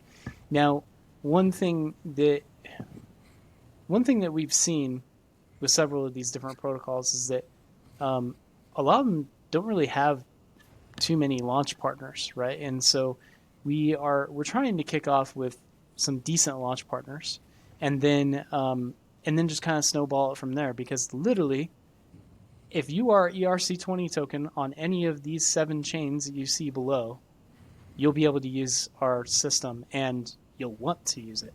Like it literally, you'll want to use it. It's not going to be a thing like, oh, should we use this? Like, what is this Rift thing? I mean, when you see what you can do with it, you're like, dang, okay, all right. Like, I'm going to enter the Rift. Like, it's a no-brainer, Yeah, that's awesome. So, when we're thinking. So yeah, I'll get back to that. So yeah. we're thinking next month is our target right now. Wow. Yeah. That's thinking next month. That's great. I mean, we're really pushing hard to make this happen, because we do know too that the market is kind of it's down in the dumps at the moment. I mean, not Bitcoin, right? I mean, Bitcoin is flying high, but we do know an alt season is coming, right? A true alt season is coming, and not just an alt season, but a return to quality, return to utility, a return to real builders, projects that are trying to, push for change, and that's that's absolutely what we want to do. That's the whole reason that. And at first, when we started this, and I hope I don't want to take too much time. When we first started this, we were just going to do it for our own project. We weren't thinking like, oh, we're going to let everyone have access to this, right? Because we just thought, hey, this would be cool, experiment, just use it. But the more that we used it, and the more we, went down that rabbit hole, we were just like, oh my gosh, everybody can use this, and this can disrupt everything. That is cool. Is there, I mean, I can probably go on forever on this, but if a project has like, we were talking earlier, Smoked Out Labs had a project that's on Ethereum, another one on Polygon. I think both of those are some supported chains. Yeah. Can you wrap multiple NFTs on different chains into an asset? We will be working on that with Layer 0 on their OFP stack. So eventually you'll be able to launch any token on 15 chains, and you'll be able to create those hybrid collateralized assets on 15 chains and fully interoperable, like fully be able to move across all those different chains, through Layer 0. Wow, that's amazing. Yeah. So if somebody wanted to follow you to maybe part of this revolution that you're taking part, you're building, you're creating, how would you what's their first step to being part of this? Their first step is actually going to the website and going to like I want to know more and signing up. So when you sign up, with all this different information, we have special incentives and things like we're going through some private rounds right now for our token, because our token has massive utilities and everything, and I won't get into it right now. But okay, so we did do a seed raise. We're doing our private raise right now, and we'll be doing a public raise. We have most of the launch pads that we're working with like locked in for public, and we do want to give special access to everybody that has signed up, and so that's one thing. And then make sure to join the giveaway, right, for $150 in Rift tokens when we hit TGE, because we have that giveaway that's happening right now with the Alpha shares show, right? And so I think maybe we pin that on the spaces. Yeah, actually, what we'll do is we'll if you want, we can go ahead and pull the winners. Kind of as we wrap up the show, we can pull the different winners. They either have to have been a little bit of a different situation today because we got rugged in the very beginning. Yeah. But we can pull those winners, and I mean that's really generous. $150 on the launch of a token is already, like, let's face it, that's a sweet deal. Like it's a really sweet deal. So if somebody wants to take part, check it out. Go to enter the Rift, and that's Rift RYFT.com, and then there's the I want to know more. And what Jordan says, if you go ahead and fill all that stuff, a base address, that's your base wallet address, right? Because the token itself will be, our main LP will be on base, but then will be interoperable across all of the chains that are on Layer 0. Yeah. And basically, Jordan is saying that Ryan is going to give a minivan to everybody that signs up. So, a 3D one, right? yeah, 3D one. Yeah. Oh man. We're gonna follow up this space more because I can already see it happening when you have creators, and no pun intended there, when you have people that are building big vision, not just object or thing that is being sold to the masses. You're taking an ideology and you're breaking it down into different parts, which is like capability and creation, and then implementation, and then capability of execution. We've talked to Ryan from the creators and how with ClinkerCon and building out a space, a decentralized space for creators and their ideas, and building things going into 2025 with expanding a storyline, this Farcast storyline, and which is really cool. I'm not familiar with that. This is the first time I've heard about the storyline itself, and I think it's interesting. Like I'm drawn into the lore of like finding out how can I dive into that more. And for everybody here, if you want to learn more about what we're talking about, one, you can jump into our Discord and just be like, hey, what's going on with Rift or the creators or whatever, or you could just follow any of the profiles in this space. Everybody here is, I can't speak for everybody, but most people in the Web3 space are kind of 24/7 type of people. May not respond to you immediately, but join their X profile, be part of the community, take a look at what's going down. Rift is they're looking to launch as early as next month, which I think the timing, Jordan, I think that timing is great. Like I think if you would have launched like end of last year, that would have been too soon. I think your time. we actually talked about that as a team because our goal was to launch actually September of last year, right? Yeah, I remember. And we hit all kinds of different obstacles, and we were like, man, like, but now we look back and we're like, oh man, if we would have been TGE'd, if we would have been out there, we would have been obliterated with everybody else, like slaughtered. Yeah. No, so, timing wise, I think it's right. Like I even think that if this launches before things hit and you have the ride up, that's gonna be perfect. I think timing wise, this is great.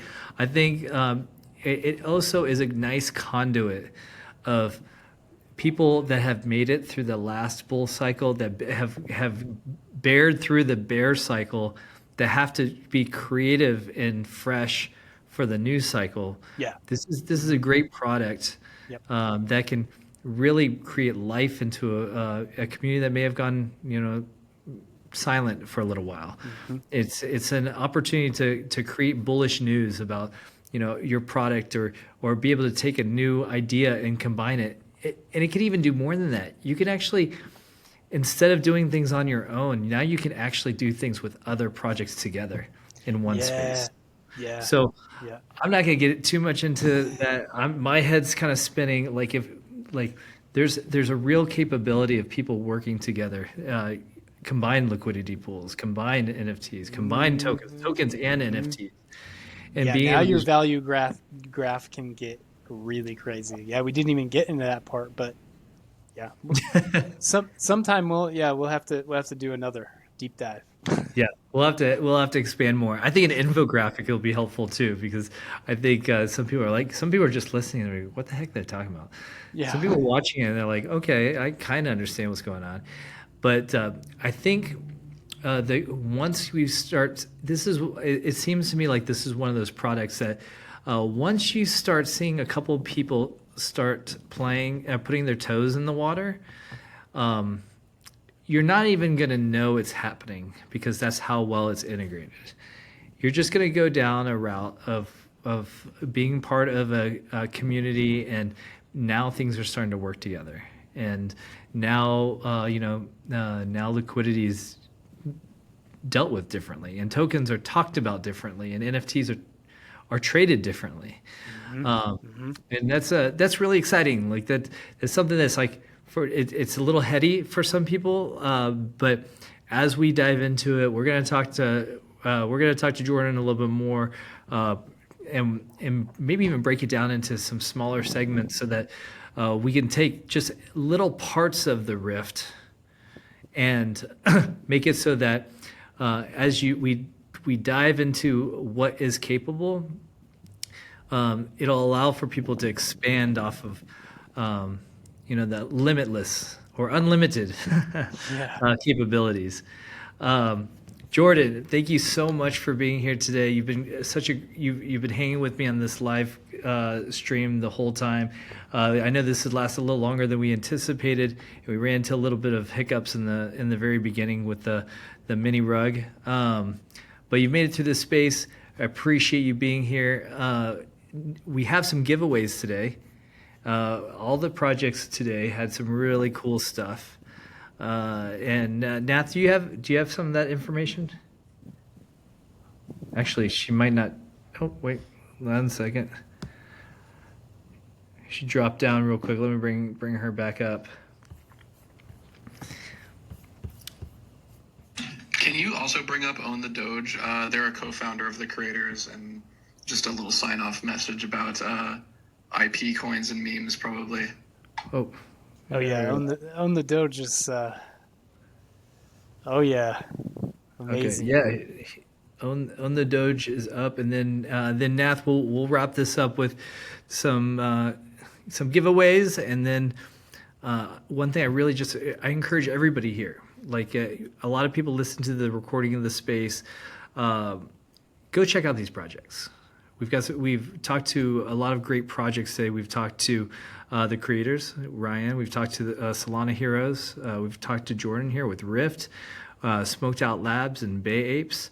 We've talked to just it takes a lot to be a creator in the space, but we try as a show to really find out about what's about to hit before it hits. Because if it already got hot, then you missed it. And we're talking about some technology, some things that the Rift token, it's gonna be hot. We're talking about technology that will make projects hot. About opening up the capabilities of creators to add another level of depth into the Web3 space. We're talking about using AI in fashions that help the storyline and the lore, and making this space almost like a massive game.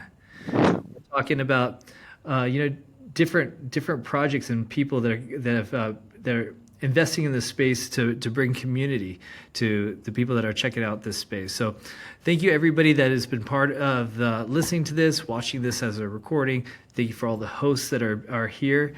We have some giveaways. Nath, you want to go over that? Hey, yeah, sure. Just want to thank everybody for being here today. Has been an absolute awesome space. Loved hearing from all of you guys. Thank you so much for coming. Had a great Thursday with y'all. But I have a favorite. I'm sorry, Chrissy. I love you, girl. You did great. I loved hearing your pitch. I am super excited to hear more from you when you have more news after you spilled all that alpha. Not that I don't like you boys. You boys are great. You just get enough pats on the back already. Well, I'm not like that gorilla ape, or Well, still. But anyways, so we got some winners for the giveaways. So I'm going to start out telling you guys who is the winner for the Rift giveaway for 150 Rift. And that is at Smoke1_ETH. Is that person here? Can we check that? Yeah, smoke1.eth green. Yeah, that's my other account. Oh, sick. Nice. Awesome. Congratulations, man. Yeah, tell TJ you won. 2018. Thank you. It's TJ. Congrats. TJ's your son, right? You'll be able to take out your family to a nice dinner at TG. I mean 150 at TG might go a lot higher, but I would hold it. Yeah, I would hold it. Yeah. I would hold it. Damn right. All right. So that was for the Rift, and now for the Solana Heroes, it's a Zeros NFT and 1000 Hero. That's at Henry Oslo 111111. That person here, can we check real quick? No, I don't think so. No. Well, we can pick someone else. Okay. How about Like drum roll, please. okay? So I rolled again, and that's Mota Paulo. Oh, there he is. Congratulations, Paulo. You get a Zeros NFT and 1K hero. Nice job. I see you over there. I think it's a Heroes NFT. Yeah. I don't know. It was written zero, so I've just been saying zeros. I thought, well, maybe it's because Solana Hero, so they added the S before That's the fun. hero. You know? Yeah, it's fun. That But makes sense. That makes sense. Yeah, Yeah. I think it was Heroes, but I like where you're going with that. That's Yeah, that's no, cool. I just got creative. Okay, so for Bay Apes, the giveaway is a zombie NFT. And who got the zombie? Let's see, that's at Mama Muse. Do we have Mama Muse here? Mama Muse? Yes, no? Nope, not yet. Nope. Nope. Okay, then let's roll again. Let's see. Okay. Rolling again. We got Sona Shubash. Sona, you there? Oh, I see a Sona. Are you a bot, Sona? Give me a little react if you're listening. Agent Sona. Okay. Well, we reach out to them later. No, actually, there's two more to go. The creators winner. So the creators are giving away a rare OG GameStop NFT, and that's at rhinotough.eth. Oh, I see you guys.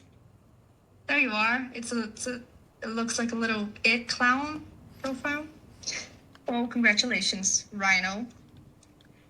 And last but not least, we have. Oh, hold on. Sona got again. Okay, well, we got, for Smoked Out Labs winner, we got an OG Smoke NFT, and Sona got it again. Sona, you're a lucky girl. If you're a bot, I'm going to be very upset. Because She's not. She's in my server.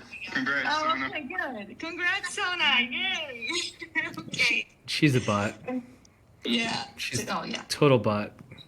And That's what a bot would say. Yeah. Yeah. Definitely. Okay. Back to you, Randy. All right. Well, we brought up Own the Doge real quick, and then we'll wrap up the show here. Own the Doge, how's it going? Hey, what's up? Great to be here. Just wanted to stop by. My best friend over here at the Creators invited me just to come and say hi to you guys. And I heard you talking about some crazy stuff with NFTs and tokens, kind of fractionalization, and a lot from the Rift crew. So excited to hear more about that for sure. I just wanted to 1 second say about what our project is. And the cool thing is that we're an NFT that was fractionalized in 2021 into our token, which is Dog Token. So I really felt at home when I heard what you guys were working on, and I thought it's super dope. Yeah, we were just talking about how it's interesting how, fractionalization has really evolved over the years. That was, I think, what we might say the first iteration of fractionalization back then in 2021. And Rift has now been working on improving and taking generational leaps on what can be possible with fractionalization and composable NFTs. I'm looking forward so much to what we can do together with Rift as well. And I think, also just to speak up on the Doge as well, that NFT that they fractionalized is the original Doge image. So anybody who owns that token has a little piece of the original Doge IP, which is so interesting. It's very interesting.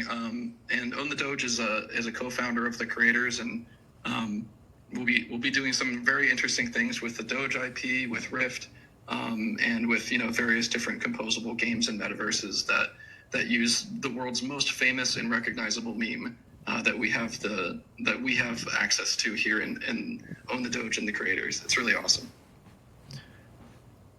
Oh, Yeah, absolutely. I mean, Doge is iconic. Who doesn't?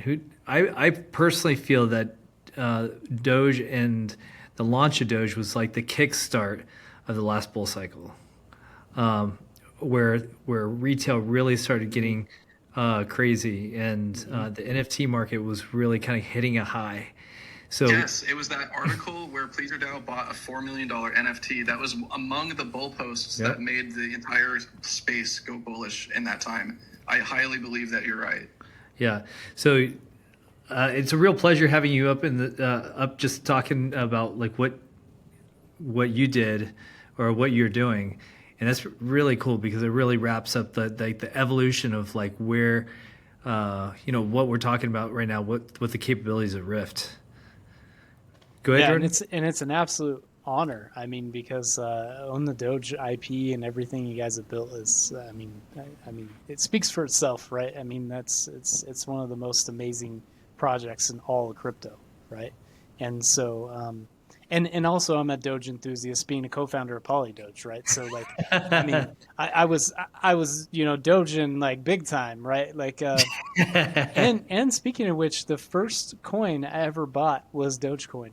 That's the first coin I ever bought. So, yeah. Same here. Actually, same here. Yeah. Same here. On Robinhood. Yeah. Yeah, on Robinhood. Yeah. Yep.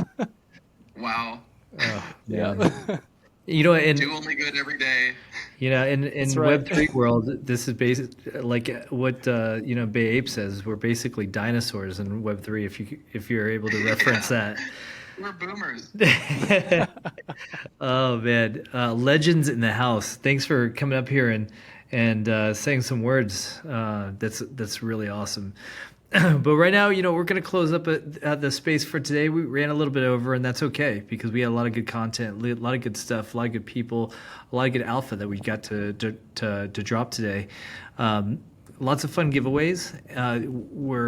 The format that we're doing moving forward, going into 2025, and we started just this last episode, is we're going to have both a streaming format as well as a space. We did get rigged in the beginning of this space, but that's redundancy is a magical thing. So if you want to check out our show, the next one is on March the 6th. We have different types of things that we're doing to really help. There's two sides of the coin that our goal is to not only provide the alpha, go and find the projects before they're hot. Find out about what to get into before they take off. Like you've talked to Rift, we've talked to Bay Apes, we've talked to Solana Heroes, all these projects before they're about to launch something that is, we believe, super bullish. And then you've got things that change the whole dynamic of things. You've got Rift, and you've got the creators, and what's going on Base Chain, and what is being done in the capabilities that are really mind blowing. Just real quick, just to interject, I didn't get to drop our last little bit of alpha. That we've got really cool things cooking right now with Redacted. I'm not allowed to exactly say who, but it is a Frames V2 being built on Warpcast. And the reason why folks are building Frames V2 on Warpcast right now is because Coinbase is saying that that's the right thing to do right now. If you want to be included in the Coinbase wallet. So I'll let folks read between the lines on that. That's the little bit of alpha I'll drop there. Wow. All right. Well, you see it down. That's how you end the space, with a mic drop like that. Thanks, Ryan. Thanks a lot. That's awesome, man. So in this one space, we were able to talk about a lot of really great stuff. And we continue to really push the creators and the people that are making things work, because it's not easy. So there's two sides. One, retail, or people that are looking for communities and looking for projects and looking for something new and trying to get that next moonshot. This is a space for you. But also, we want a space that a challenge for projects and people that are developers and that are hustling to make things work because they have a dream and they are so passionate about it. A challenge is just getting exposure. And that's our goal, and that is our mission for 2025 is we want to be a centralized place for the decentralized world, where if you want a format, whether it's video or audio or a collaborative space where you want to find out about these projects, we're going to be taking our format, we're going to be putting it on Apple Podcasts, Shopify, different other formats, where every project that is on the show today and going forward, we're going to be able to put them on multiple different types of platforms, making it easy for people to find and to digest things before things really pop off. So the next show is on March the 6th. We've had a real pleasure talking to some really great people today, and we will continue to do that. Thank you, everybody, for showing up. Jordan, thanks for being a great co-host. Nath, thank you. Monkey, you guys are incredible. And now the show is over. Cheers. Thank you so much. Have a great day.